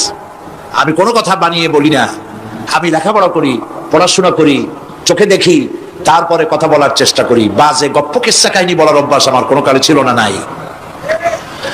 রাসূল করিম সাল্লাল্লাহু আলাইহি ওয়াসাল্লামের মতো মানুষ, ওনার মতো মানুষ, আহারে, তার চাইতে শ্রেষ্ঠ মানুষ কি পৃথিবীতে আছে? তিনি মার খাইছেন না খান নাই? আহা, কিভাবে তাকে মারলো! গলায় চাদর দিয়ে পেঁচাইয়া আছাড় মেরে ফেলে দিয়ে তারপরে তাকে প্রহার করা হয়েছে।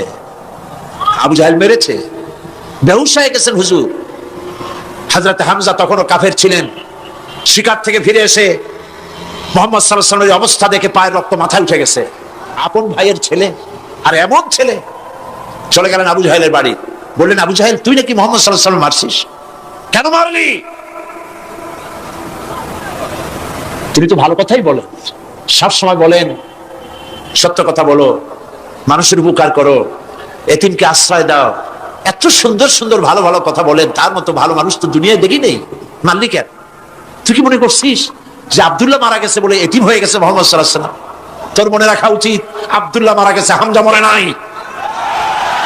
হযরত হামজা ধনুক বাইর করলেন, এক বাড়ি মারলেন মাথার উপরে, মাথা ফাটা রক্ত বেরিয়ে গেল। হামজা হন হন করে হেঁটে এলেন রাসূলের কাছে। হুজুরের অসুস্থ দেহ মোবারক কোলে উঠায় নিয়ে বললেন, বাবা।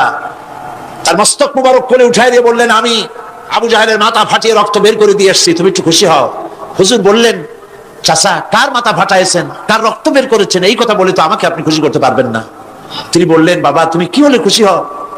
তিনি বললেন, আমি খুশি হই চাচা, তোমার মুখে যদি একটা বার আমি ঈমানের কলেমা শুনতে পাই। হযরতে হামজা বললেন, মুহাম্মদ সাল্লাল্লাহু আলাইহি ওয়াসাল্লাম, আমার বুঝতে মোটেও কষ্ট হয়নি, তুমি কোনো সাধারণ মানুষ নও।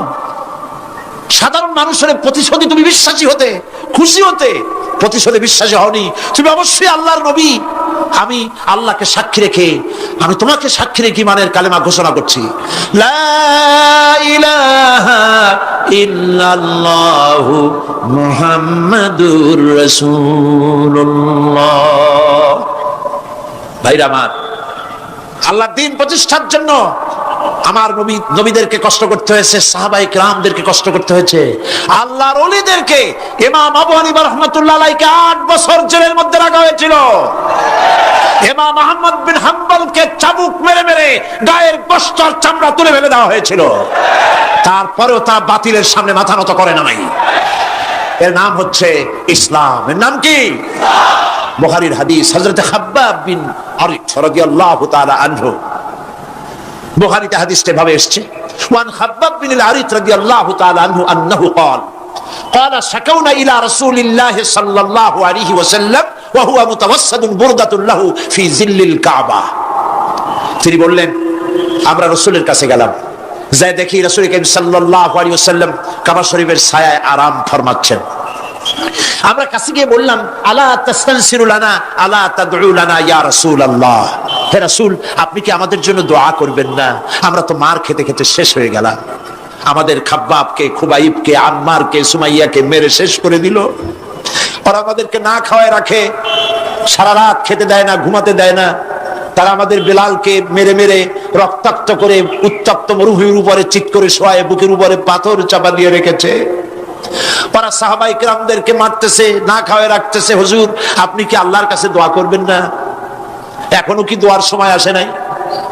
হাদিস শরীফে এসেছে, হুজুর সাল্লাল্লাহু আলাইহি ওয়াসাল্লাম উঠে বসলেন, বললেন, ও খাব্বাব, তোমাদের আগে এই পৃথিবীতে যারা দ্বীনের দাওয়াত নিয়ে এসেছিলেন, সমকালীন রাষ্ট্র শক্তি তাদেরকে ধরতো, ফায়ুহাজুর রাজুলু ফায়ুহফারু লাহু ফিল আরদ, তাদেরকে ধরে তাদের জন্য কবর খনন করা হতো জীবিত মানুষের জন্য। ফায়ুজআলু ফিহা, এরপরে সেই গর্তের ভিতরে তার কোমর পর্যন্ত গেড়ে দেওয়া হতো। সুম্মা ইউতা বিল মানশার, এরপরে করাত আনা হতো। ফায়ুদাউ আলা রাসিহি, এরপরে সেই করাত তার মাথার উপরে রাখা হতো। ফায়ুজআলু নিসফাইন, করাত দিয়া ঘষে ঘষে চিরে চিরে জীবিত মানুষকে দ্বিখণ্ডিত করে ফেলে দেওয়া হতো। মা ইয়াসুদ্দুহু যালিকা আন দীনিহি, এত কষ্ট দেওয়ার পরেও আল্লাহর গোলামদেরকে এক চুল জায়গা দিন থেকে সরায় দেওয়া যায় নাই। ওয়াল্লাহি ওয়াল্লাহি, ও খাব্বাব আমি আল্লাহর নামে কসম করি, লাইউতাম্মান্নাল্লাহু হাদাল আমরা হাত্তা ইয়াসিরু রাকিবু মিন সানআ ইলা হাদরামাউত, আমি আমার আল্লাহর নামে কসম করি। কে কসম করছে? সুবহানাল্লাহ বলবেন না? রাসূলুল্লাহ কসম করছেন, আমি কসম করি আল্লাহর, সেদিন বেশি দূরে নয় যেদিন ইয়েমেনের রাজধানী সানা থেকে শুরু করে হাজরামাউত পর্যন্ত হাজার হাজার মাইল সওদাগরেরা তাদের পণ্য নিয়ে, মহিলারা তাদের সৌন্দর্যের পসরা নিয়ে একাকিনী অথবা দলবদ্ধভাবে যাতায়াত করবে মরুভূমির উপর দিয়ে। লা ইয়াখাফু ইল্লাল্লাহ, আল্লাহ ছাড়া তাদের অন্তঃকরণে কোনো ভয় থাকবে না। ওয়ালাকিন্নাকুম তাস্তাজিলুন, তোমরা বড্ড তাড়াহুড়ো করছো, অপেক্ষা করো, সেরকম সময় আসবে রাসূল করিম সাল্লাল্লাহু আলাইহি সাল্লাম সেরকমের সময় দিতে পেরেছিলেন নাকি পারেন নাই? পেরেছিলেন কিনা? সেজন্য রক্ত দিতে হয়েছে, সেজন্য মার খেতে হয়েছে, সেজন্য জেলে যেতে হয়েছে। রাসূল করিম সাল্লাল্লাহু আলাইহি সাল্লামকে, জেল তো নতুন কিছু নয়। ইউসুফ আলাইহিস সালাম জেলে থাকেন নাই? জেলে থাকেন নাই? ঠিক আছে, রাসূল করিম সাল্লাল্লাহু আলাইহি সাল্লাম জেলে ছিলেন না? সেই জেল এরকমের দেওয়ালে ঘেরা জেল নয়, পাহাড়ে ঘেরা, চতুর্দিক থেকে পাহাড়ে ঘেরা শিয়াবে আবি তালেব। 3 বছর, কতদিন? টানা 3 বছর রাসূল, তার সাহাবী, তাদের স্ত্রীরা, বাচ্চা বাচ্চা ছেলেপেলেরা 3 বছরের মধ্যে সরকার ঘোষণা করেছে এদের সঙ্গে কথা বলবে না, বাজার ঘাটে যেতে পারবে না, কেনা বেচা করতে পারবে না, সামাজিক বয়কট। সামাজিক ভাবে বয়কট করে রেখেছে। সাথে যা ছিল খাবারগুলি শেষ হয়ে গেছে, তারপরে উট ছিল, ভেড়া ছিল, খাইয়ে শেষ হয়ে গেছে। এরপরে যখন কিছু নাই, উটের চামড়া ভিজাইয়া ভিজাইয়া, শুকনা চামড়া ভিজায় খেয়েছে। যুবকেরা ক্ষুধার যন্ত্রণায় বাবলা গাছের পাতাগুলি চাবায়ে খাইতে গিয়া কাটা ফুটে জিহ্বা থেকে রক্ত পড়েছে। বাচ্চা ছেলেপেলেগুলি মায়ের বুকে দুধ পায় নাই, না পায়া বাচ্চারা চিৎকার করে উঠেছে। এই চিৎকার, ক্ষুধার জ্বালার এই চিৎকারের আওয়াজ শুনে কাফেরেরা চতুর্দিকে অট্ট হাসিতে ফেটে পড়েছে। সুতরাং জেল জুলুম মুসলমানদের জন্য, আলেমদের জন্য, পীর বুজুর্গদের জন্য নতুন কিছু নয়। এই জুলম, এই অত্যাচারের পরেই আল্লাহ পাকের দ্বীন কায়েম হয়েছিল মদিনায়। রাসূলুল্লাহ বলেছিলেন, খায়রুল কুরুনি কারনি, সর্বশ্রেষ্ঠ যুগ আমার যুগ। বন্ধুগণ, আল্লাহর উপর ঈমান আনলে মানুষের ভিতরে এ ধরনের অবিচলতা আসে, বিপদে ধৈর্য ধরার হিম্মত পয়দা হয়ে যায়। সুবহানাল্লাহ বলো। মুসা আলাইহিস সালাম কে? মুসা আলাইহিস সালাম কোরআন ওয়াজ করতেছে। সুবহানাল্লাহ বলে। গল্প করতেছি না কোরআন শোনাচ্ছি? গল্প করতেছি না হাদিস শোনাচ্ছি? আল্লাহ রাব্বুল আলামিন বলেন, ফিরাউন মুসা আলাইহিস সালামকে চতুর্দিক থেকে, 3 দিক থেকে ঘেরাও করেছে। একদিকে দরিয়া, 3 দিকে ফিরাউনের সৈন্যরা। কোরআন শরীফে ঘটনা এভাবে তুলতেছে, ফালাম্মা তারা আল জামআন ক্বালা আসহাবু মূসা ইন্না লামুদরাকুন। মুসা আলাইহিস সালামের সাথীরা বলছেন, হে মুসা, আমরা তো পাকড়াও হয়ে গেছি, পালাবার কোনো পথ নাই, মরছি। মুসা আলাইহিস সালাম ভয় পাইছিলেন নাকি? ঈমান কারে বলে? হযরত মুসা আলাইহিস সালাম বললেন, কাল্লা ইন্না মা'য়া রাব্বী সায়াহদিন। নিশ্চয়ই নয়, অবশ্যই নয়, রব্বী সায়াহদিন, আমার প্রভু অবশ্যই, সিন দিয়ে বোঝানো হচ্ছে অবশ্যই আমার রব আমার জন্য রাস্তা করে দেবেন। এর নাম ঈমান। সুবহানাল্লাহ বলেন। এর নাম ঈমান। চতুর্দিক থেকে বিপদ ঘনীভূত, বেরোবার কোন রাস্তা নাই। ওর মধ্য দিয়ে ওমাইয়াত্তাকিল্লাহা ইয়াজআল লাহু মাখরাজা, কোন রাস্তা নাই, চতুর্দিকে অন্ধকার। এরপরে যদি বান্দা আমার উপরে ভয় করে, আমাকে ভালোবাসে, আমাকে ভয় করে, সবর ইখতিয়ার করে, অন্ধকারের ভেতর থেকে, নিশ্ছিদ্র অন্ধকারের ভেতর দিয়ে আলোর রশ্মি বের করে মুমিনদের যাওয়ার রাস্তা করে দেব। মুসা আলাইহিস সালাম বললেন, ভয় পাইও না, আল্লাহ আমাদের পথ তৈরি করে দিবেন। আল্লাহ রাব্বুল আলামিন হযরত মুসা আলাইহিস সালামকে বললেন, হাতের লাঠি দিয়া দরিয়ার উপরে আঘাত করো।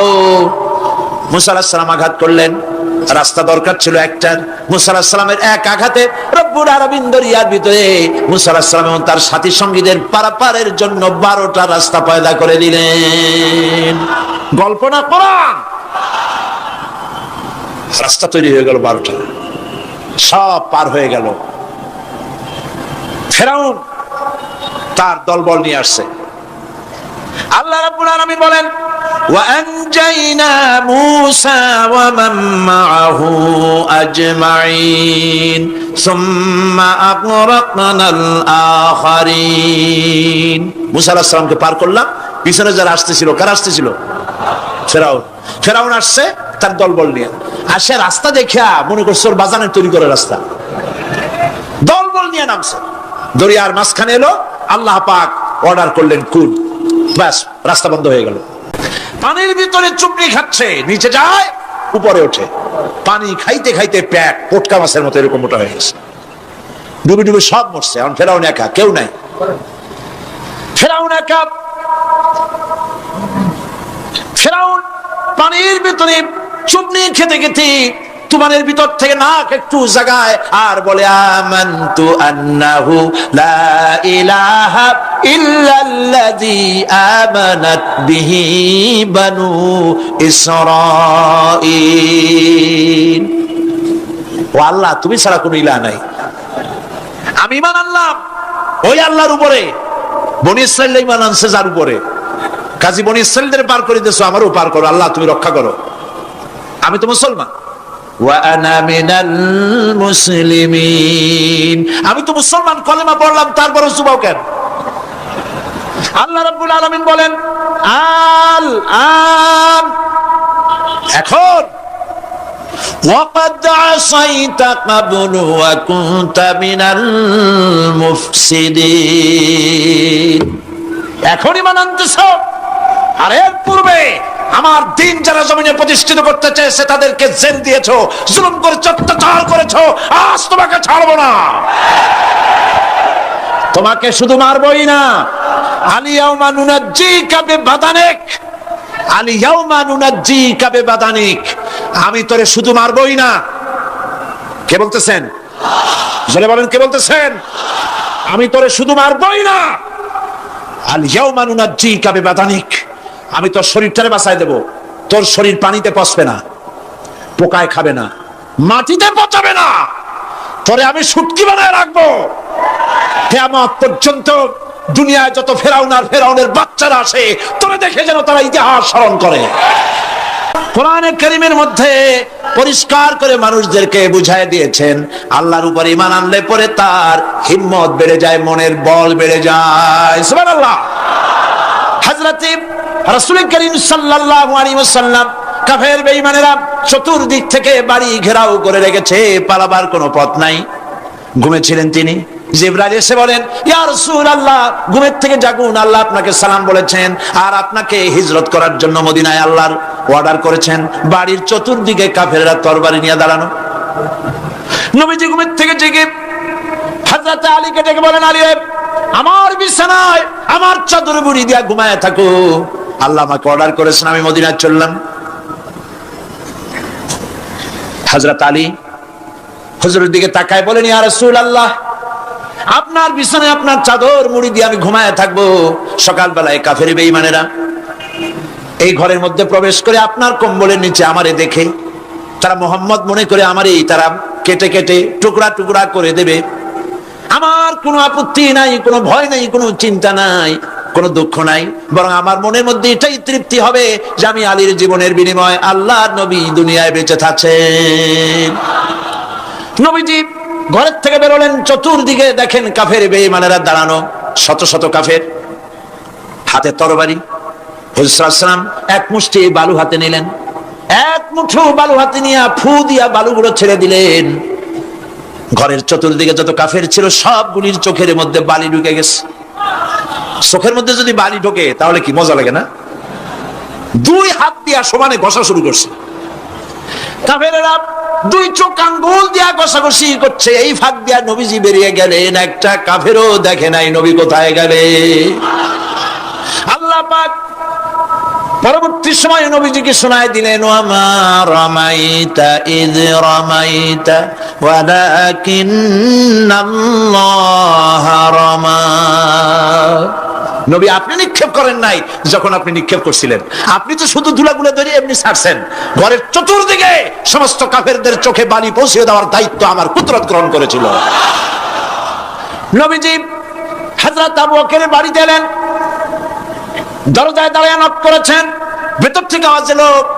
হুজুর বললেন ইয়া আবু বকর। হযরত আবু বকর পিছন থেকে দরজার মধ্য থেকে ঘরের মধ্য থেকে জবাব দিলেন লাব্বাইকা ওয়া সাদাইকা ইয়া রাসূলুল্লাহ। হুজুর প্রশ্ন করলেন আবু বকর, গভীর রাত্রে জিবরাইল আমারে ঘুম থেকে জাগাইলো, তোমারে জাগাইলো কে? এক ডাকে উঠলা কেমনে? হযরত আবু বকর বলেন ইয়া রাসূলুল্লাহ, আপনি আমারে নিয়ে হিজরত করবেন বলেছিলেন, আমি চিন্তা করেছি না জানি কত রাত্রে নবীজি আসেন, আর আমার দরজায় দাঁড়ায়া নবীজি আমারে ডাকবেন, আমি থাকবো শুয়া, বেয়াদবি হয়ে যাবে। এই জন্য বিছানায় না ঘুমায়া আপনার পবিত্র জবানের ডাক শোনার জন্য এত রাত ধরে এই দরজার সঙ্গে দাঁড়ায়া দাঁড়ায়া ঘুমাইতেছিলাম।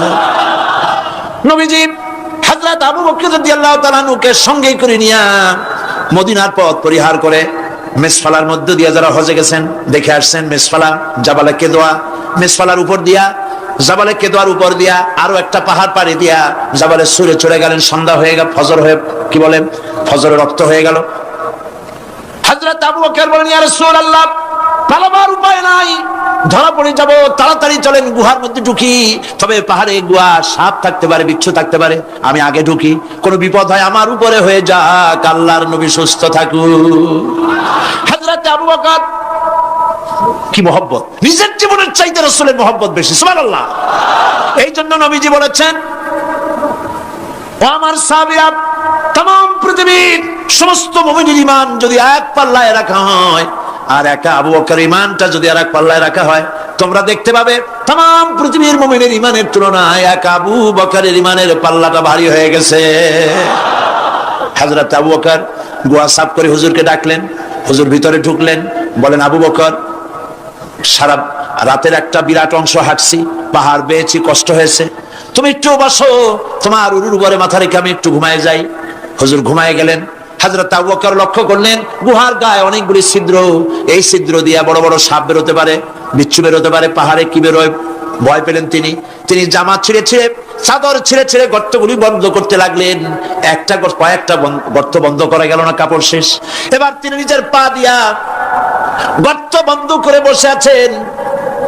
বিষধর এক সাপ বহু চেষ্টা করেছে বেরোবার, কোন পথ না পেয়ে ছিদ্র পথে বেরিয়ে এসে হযরত আবু বকরের পায়ের উপরে দংশন করেছে।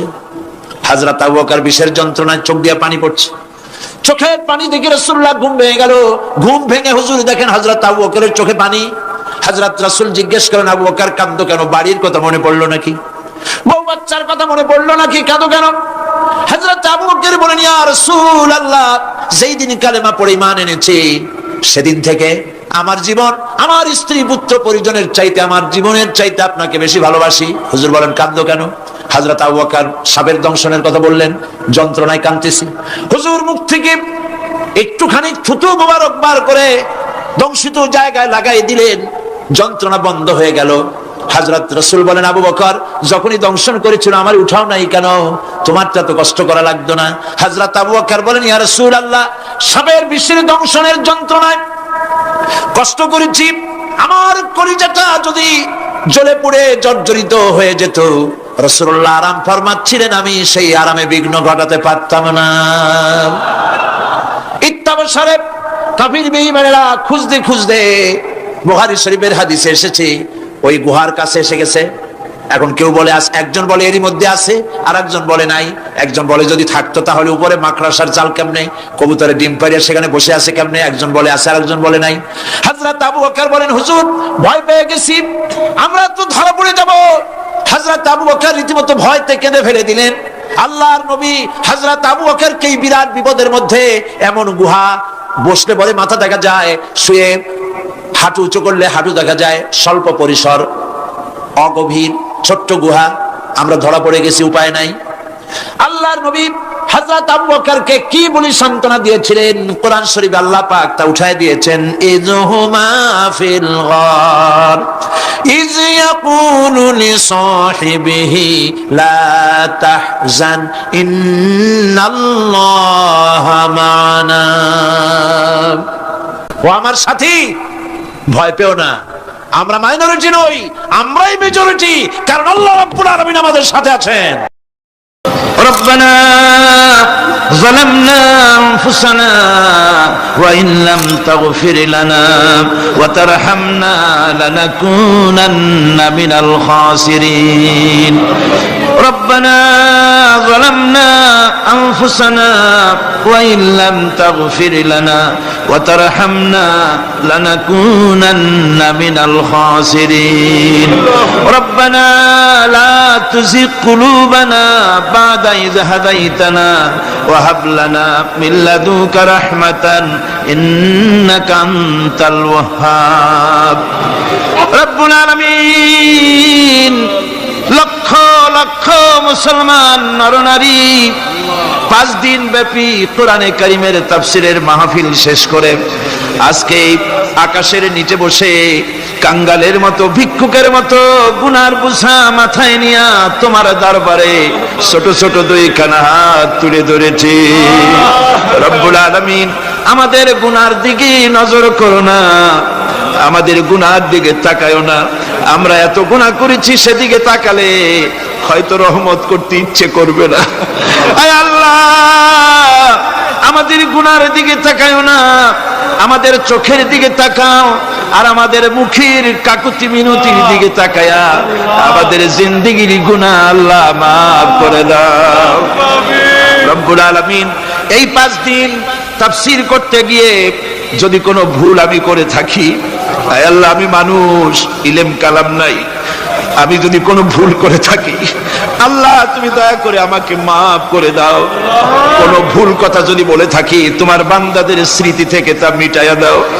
আয় আল্লাহ, হক কথা যা বলেছি, কোরআনের কথা, হাদিসের কথা, তেলাওয়াত যা হয়েছে, জিকির আজকার হয়েছে, আল্লাহ এতে তুমি খুশি হয়ে যে সওয়াবটুকুন দিবে, আল্লাহ দয়া করে সওয়াবটুকুন সরওয়ারে কায়নাত আশরাফুল আম্বিয়া সাইয়্যিদুল মুরসালিন রাহমাতুল লিল আলামিন জনাবে মুহাম্মদুর রাসূলুল্লাহ সাল্লাল্লাহু আলাইহি ওয়াসাল্লামের রূহ মুবারকে পৌঁছায়া দাও।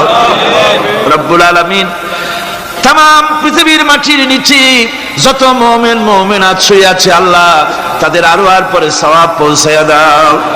রব্বুল আলামিন আমরা বড় গুনাহগার, এই মুহূর্তে মনে পড়ে গেল আমাদের আব্বাজানের কথা, আমাদের মার কথা মনে পড়ে গেল। আল্লাহ, আয় আল্লাহ, আমাদের আব্বাজান যারা কবরে চলে গেছে আমাদের জন্য কত কষ্ট করেছেন, আল্লাহ বাপজানের কবরটাকে বেহেশত বানাইয়া দাও। রব্বুল আলামিন আব্বার কথা কি বলা যায়, আমাদের মানুষ করার জন্য কত কষ্ট করেছেন, কত মিথ্যা মামলা করেছেন, কত বাড়ি ঘর করে গেছেন আমাদের জন্য। একটা পয়সা নিয়ে যান নাই, কিছু নিয়ে যায় নাই, খালি হাতে চলে গেছে। আল্লাহ বাপজানের কবরটা বেহেশত বানাইয়া দাও। রব্বুল আলামিন জনম দুঃখিনী মা, আমাদের মা যাদের বিদায় হয়ে গেছে আল্লাহ বেহেশতের বাগান বানাইয়া দাও কবরটারে। আল্লাহ কবরগুলিকে জান্নাতুল ফেরদাউস বানাইয়া দাও। রব্বির হামহুমা কামা রব্বায়ানি সগীরা, রব্বির হামহুমা কামা রব্বায়ানি সগীরা। আয় আল্লাহ, মায়ের বুকের দুধগুলো চুষে চুষে খেয়েছি, মায়ের কষ্ট দিছি, মায়ের কোলে পেশাব পায়খানা করেছি। আয় আল্লাহ, মায়ের সাথে যত বেয়াদবি হয়েছে আল্লাহ আমাদের মাফ করে দাও। আল্লাহ মায়ের কবরটাকে জান্নাতুল ফেরদাউস বানাইয়া দাও। আমাদের দাদা দাদি, আমাদের পীর ওস্তাদ, আমাদের বন্ধু বান্ধব যারা মারা গেছে আল্লাহ সকলের রুহের পরে সওয়াব পৌঁছাইয়া দাও। রব্বুল আলামিন তোমার কাছে আমরা বিনীতভাবে ফরিয়াদ করি, আমরা সবগুলি গুনাহগার, এই মাঠে আমরা সব গুনাহগার। আল্লাহ তোমার রহমতের কুদরতি নজর দিয়া তাকাও। এই মাহফিলের ভিতরে কত জিনাকার আছে, সুদখোর আছে, বেনামাজি আছে, হত্যাকারী আছে, কত রকমের পাপিষ্ঠ লোক এক জায়গায় এসে আল্লাহ কোরআন শরীফ সামনে নিয়ে বড় আশা করে হাত উঠাইছি। আল্লাহ কত মানুষ দূর দারাজ থেকে আসছে, কোরআনের মাহফিলে দোয়া কবুল হবে এই নিয়ত করে। আল্লাহ আমাদের গুনাহ মাফ করে দাও। এইভাবে করে মায়ের কাছে দাঁড়ায়া যদি মা মা বলে যদি কাঁদতাম, এমন নিষ্ঠুর মা নাই যে কোলে না নিয়ে পারে। আল্লাহ মায়ের চাইতে লক্ষ গুণে মায়া তোমার বেশি, আমাদেরকে রহমতের কোলে টেনে নাও। আয় আল্লাহ, যত মানুষ মাহফিলে হাত উঁচু করছে, যত গুনাহ আছে আজকের মাঠ থেকে কেউ যেন গুনাহ নিয়ে বাড়ি না যায়। আল্লাহ আমাদের শিরক গুনাহ মাফ করো, আমাদের বেদাতের গুনাহ মাফ করো, চুরি ডাকাতির গুনাহ মাফ করো, মানুষ হত্যা করার গুনাহ মাফ করো, জিনা করার গুনাহ মাফ করো, যত গুনাহ করেছি মাফ করে দাও আল্লাহ। আল্লাহ আমাদের মাফ করে দাও আল্লাহ। ভিক্ষুকরা মাফ চায়,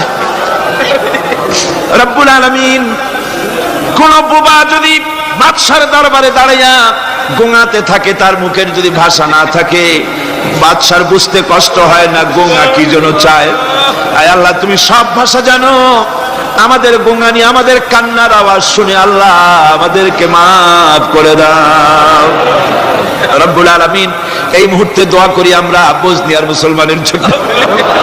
আল্লাহ, বসনিয়ার মুসলমানদের ওরা মেরে শেষ করে দিল। আল্লাহ, আল্লাহ তুমি দয়া করে তোমার রহমত, তোমার রহমান নামের ওসিলায় বসনিয়া বাঁচায়া দাও।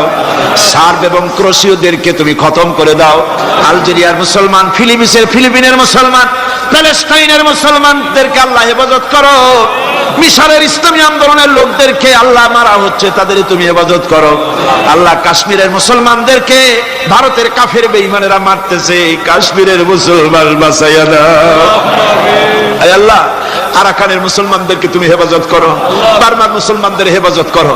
রব্বুল আলামিন, বাংলাদেশ আমাদের প্রিয় জন্মভূমি, আল্লাহ তুমি দয়া করে এই দেশে কোরআনের শাসন চালু করে দাও। আল্লাহ, বাংলাদেশে কোরআনের আইন চালু করে দাও। আল্লাহ, আল্লাহ, ইয়া আল্লাহ, ইয়া আল্লাহ। আমার ভাইরা, হুজুর সাল্লাল্লাহু আলাইহি ওয়াসাল্লাম আরাফাতের ময়দানে দুহাত উঁচু করে দিয়ে আল্লাহর কাছে চাইছিলেন, যাতে তার বগল দেখা গিয়েছিল। হাদিস শরীফে এসেছে, আল্লাহর কাছে দুটো হাত উঁচু করে দিয়ে চান, ইয়া আল্লাহ, আল্লাহ। কাঁদেন, কাঁদেন, আজকে কাঁদবেন না, কবে কাঁদবেন? আজই তো কান্নার দিন।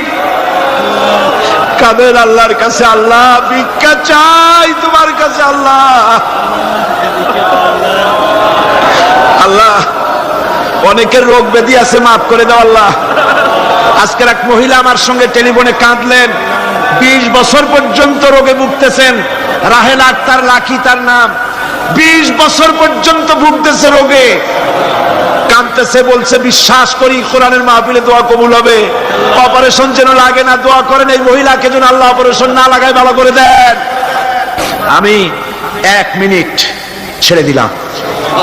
যার যার মনের কথা মাথা নিচু করে চক্ষু বন্ধ করিয়া একেবারে গোলামের মতো, ভিক্ষুকের মতো হয়ে আল্লাহর কাছে বলেন, যার যার মনের যা চাওয়ার আছে আল্লাহর কাছে চান, কেঁদে কেঁদে চান। আয় আল্লাহ, সাইদি সাহেবের হায়াত বাড়িয়ে দাও। আয় আল্লাহ, সাইদি সাহেবের হায়াত দারাজ করে দাও। আয় আল্লাহ, তাকে সুস্থ করে দাও। আয় আল্লাহ, তার কণ্ঠস্থলকে আল্লাহ তুমি হেফাজত করে দাও। আয় আল্লাহ, তাকে সমস্ত রোগ ব্যাধি থেকে শাফা দান করো। আয় আল্লাহ, তার হায়াত দারাজ করে দাও। আয় আল্লাহ, তার শরীরকে সুস্থ রাখো। আল্লাহ, রব্বুল আলামিন, রব্বুল আলামিন, আয় আল্লাহ তাআলা, তোমার বান্দারা মনে মনে কি চাইলো আমি জানি না, তুমি আলিমুম বিযাতিস সুদূর। তোমার বান্দারা মনে মনে চাইছে সব তুমি জানো। আল্লাহ, আল্লাহ যে যা চাইলো জায়েজ তরিকায় সবাইরে দিয়ে দাও। আল্লাহ, আমার মা বোনেরা, মেয়ে লোক মানুষ, পেটে বাচ্চা, কোলে বাচ্চা, কষ্ট করে মা বোনেরা বহুত দূর দারাজ থেকে এসেছে। আল্লাহ, আমার মায়েরা বোনেরা যারা আসছে, আল্লাহ কিয়ামতে তাদেরকে খাদিজা এবং আয়েশার কাতারে দাঁড় করায় দিও। আল্লাহ, আমার মা বোনদেরকে পর্দায় থাকার তৌফিক দিও। আল্লাহ, মা বোনদেরকে তুমি হেফাজত করো। যত রিকশাওয়ালা এসেছে আল্লাহ, এত কষ্ট তারা করে, ওদের ভাগ্য তুমি উন্নতি করে দিও। আল্লাহ, রিকশাওয়ালা, ঠেলাওয়ালা, কুলি, মজুর, আল্লাহ সকলের উপরে তোমার রহমত নাজিল করো। কলেজ বিশ্ববিদ্যালয়ের শিক্ষক, ছাত্র, ডিসি, এসপি, জজ, ব্যারিস্টার, ম্যাজিস্ট্রেট, আইনজীবী, বুদ্ধিজীবী, সাহিত্যিক, সাংবাদিক, প্রকৌশলী, চিকিৎসক, কৃষিবিদ, আল্লাহ সকলের উপরে তোমার রহমত নাজিল করো। আল্লাহ, বিশেষ করে আল্লাহ আমাদের দেশে একজন আওলাদের রাসূল আছেন, সৈয়দ আব্দুল আহাদ আল মাদানী। সেদিন দেখলাম স্বাস্থ্য একেবারে ভেঙে গেছে। আল্লাহ, তুমি তাকে হায়াতে তাইয়্যিবা সেহাতে কুল্লিয়া দাও, তাকে তুমি সুস্থ রাখো, ভালো রাখো। আল্লাহ, তার প্রতি তোমার রহমত নাজিল করো। আয় আল্লাহ তাআলা, বাইতুস শরীফের পীর, মুজাহিদে মিল্লাত মাওলানা শাহ আব্দুল জব্বার সাহেবের হায়াত দারাজ করো, সুস্থ রাখো, দ্বীনের খেদমত আরো বেশি করতে পারে তৌফিক দাও। আয় আল্লাহ তাআলা, তুমি দয়া করে আমাদের বিবি বাল বাচ্চা যা দান করেছো সবগুলিকে নামাজি বানাও। আল্লাহ, বিরক্ত হবে আল্লাহ, তুমি বলেছো দুনিয়া আস্তাজিব লাকুম, আমারে ডাকো আমি ডাকের সাড়া দেব। আল্লাহ, আমরা জানি রাত যত বেশি হয় দুনিয়ার সরকারের অফিসগুলি সব বন্ধ হয়ে যায়, কিন্তু তোমার কারবার তো উল্টা, রাত যত বেশি হয় তোমার রহমতের অফিস তত কর্মচঞ্চল হয়ে যায়। রব্বুল আলামিন, আমরা এই বিশ্বাস নিয়ে হাত নামাচ্ছি যে আমরা এতক্ষণ যা বলেছি তুমি শুনেছো, আমরা যা বলেছি তুমি কবুল করেছো। আয় আল্লাহ, আমাদের মুনাজাত তোমার দরবারে কবুল করে দিও আল্লাহ। ربنا تقبل منا إنك أنت السميع العليم وتب علينا إنك أنت التواب الرحيم اللهم أعز الإسلام والمسلمين اللهم اهلك الكفرة والمبتدعة واليهود والهنود والمشركين اللهم شتت شملهم اللهم مزق جمعهم اللهم دمر ديارهم اللهم حبب إلينا الإيمان وزينه في قلوبنا وكره إلينا الكفر والفسوق والعصيان واجعلنا من الراشدين اللهم انصرنا فإنك خير الناصرين وارحمنا واحفظنا وارزقنا فإنك خير الرازقين سبحان ربك رب العزة عما يصفون وسلام على المرسلين الحمد لله رب العالمين واجعل آخر كلمة عند الموت لا إله إلا الله محمد رسول الله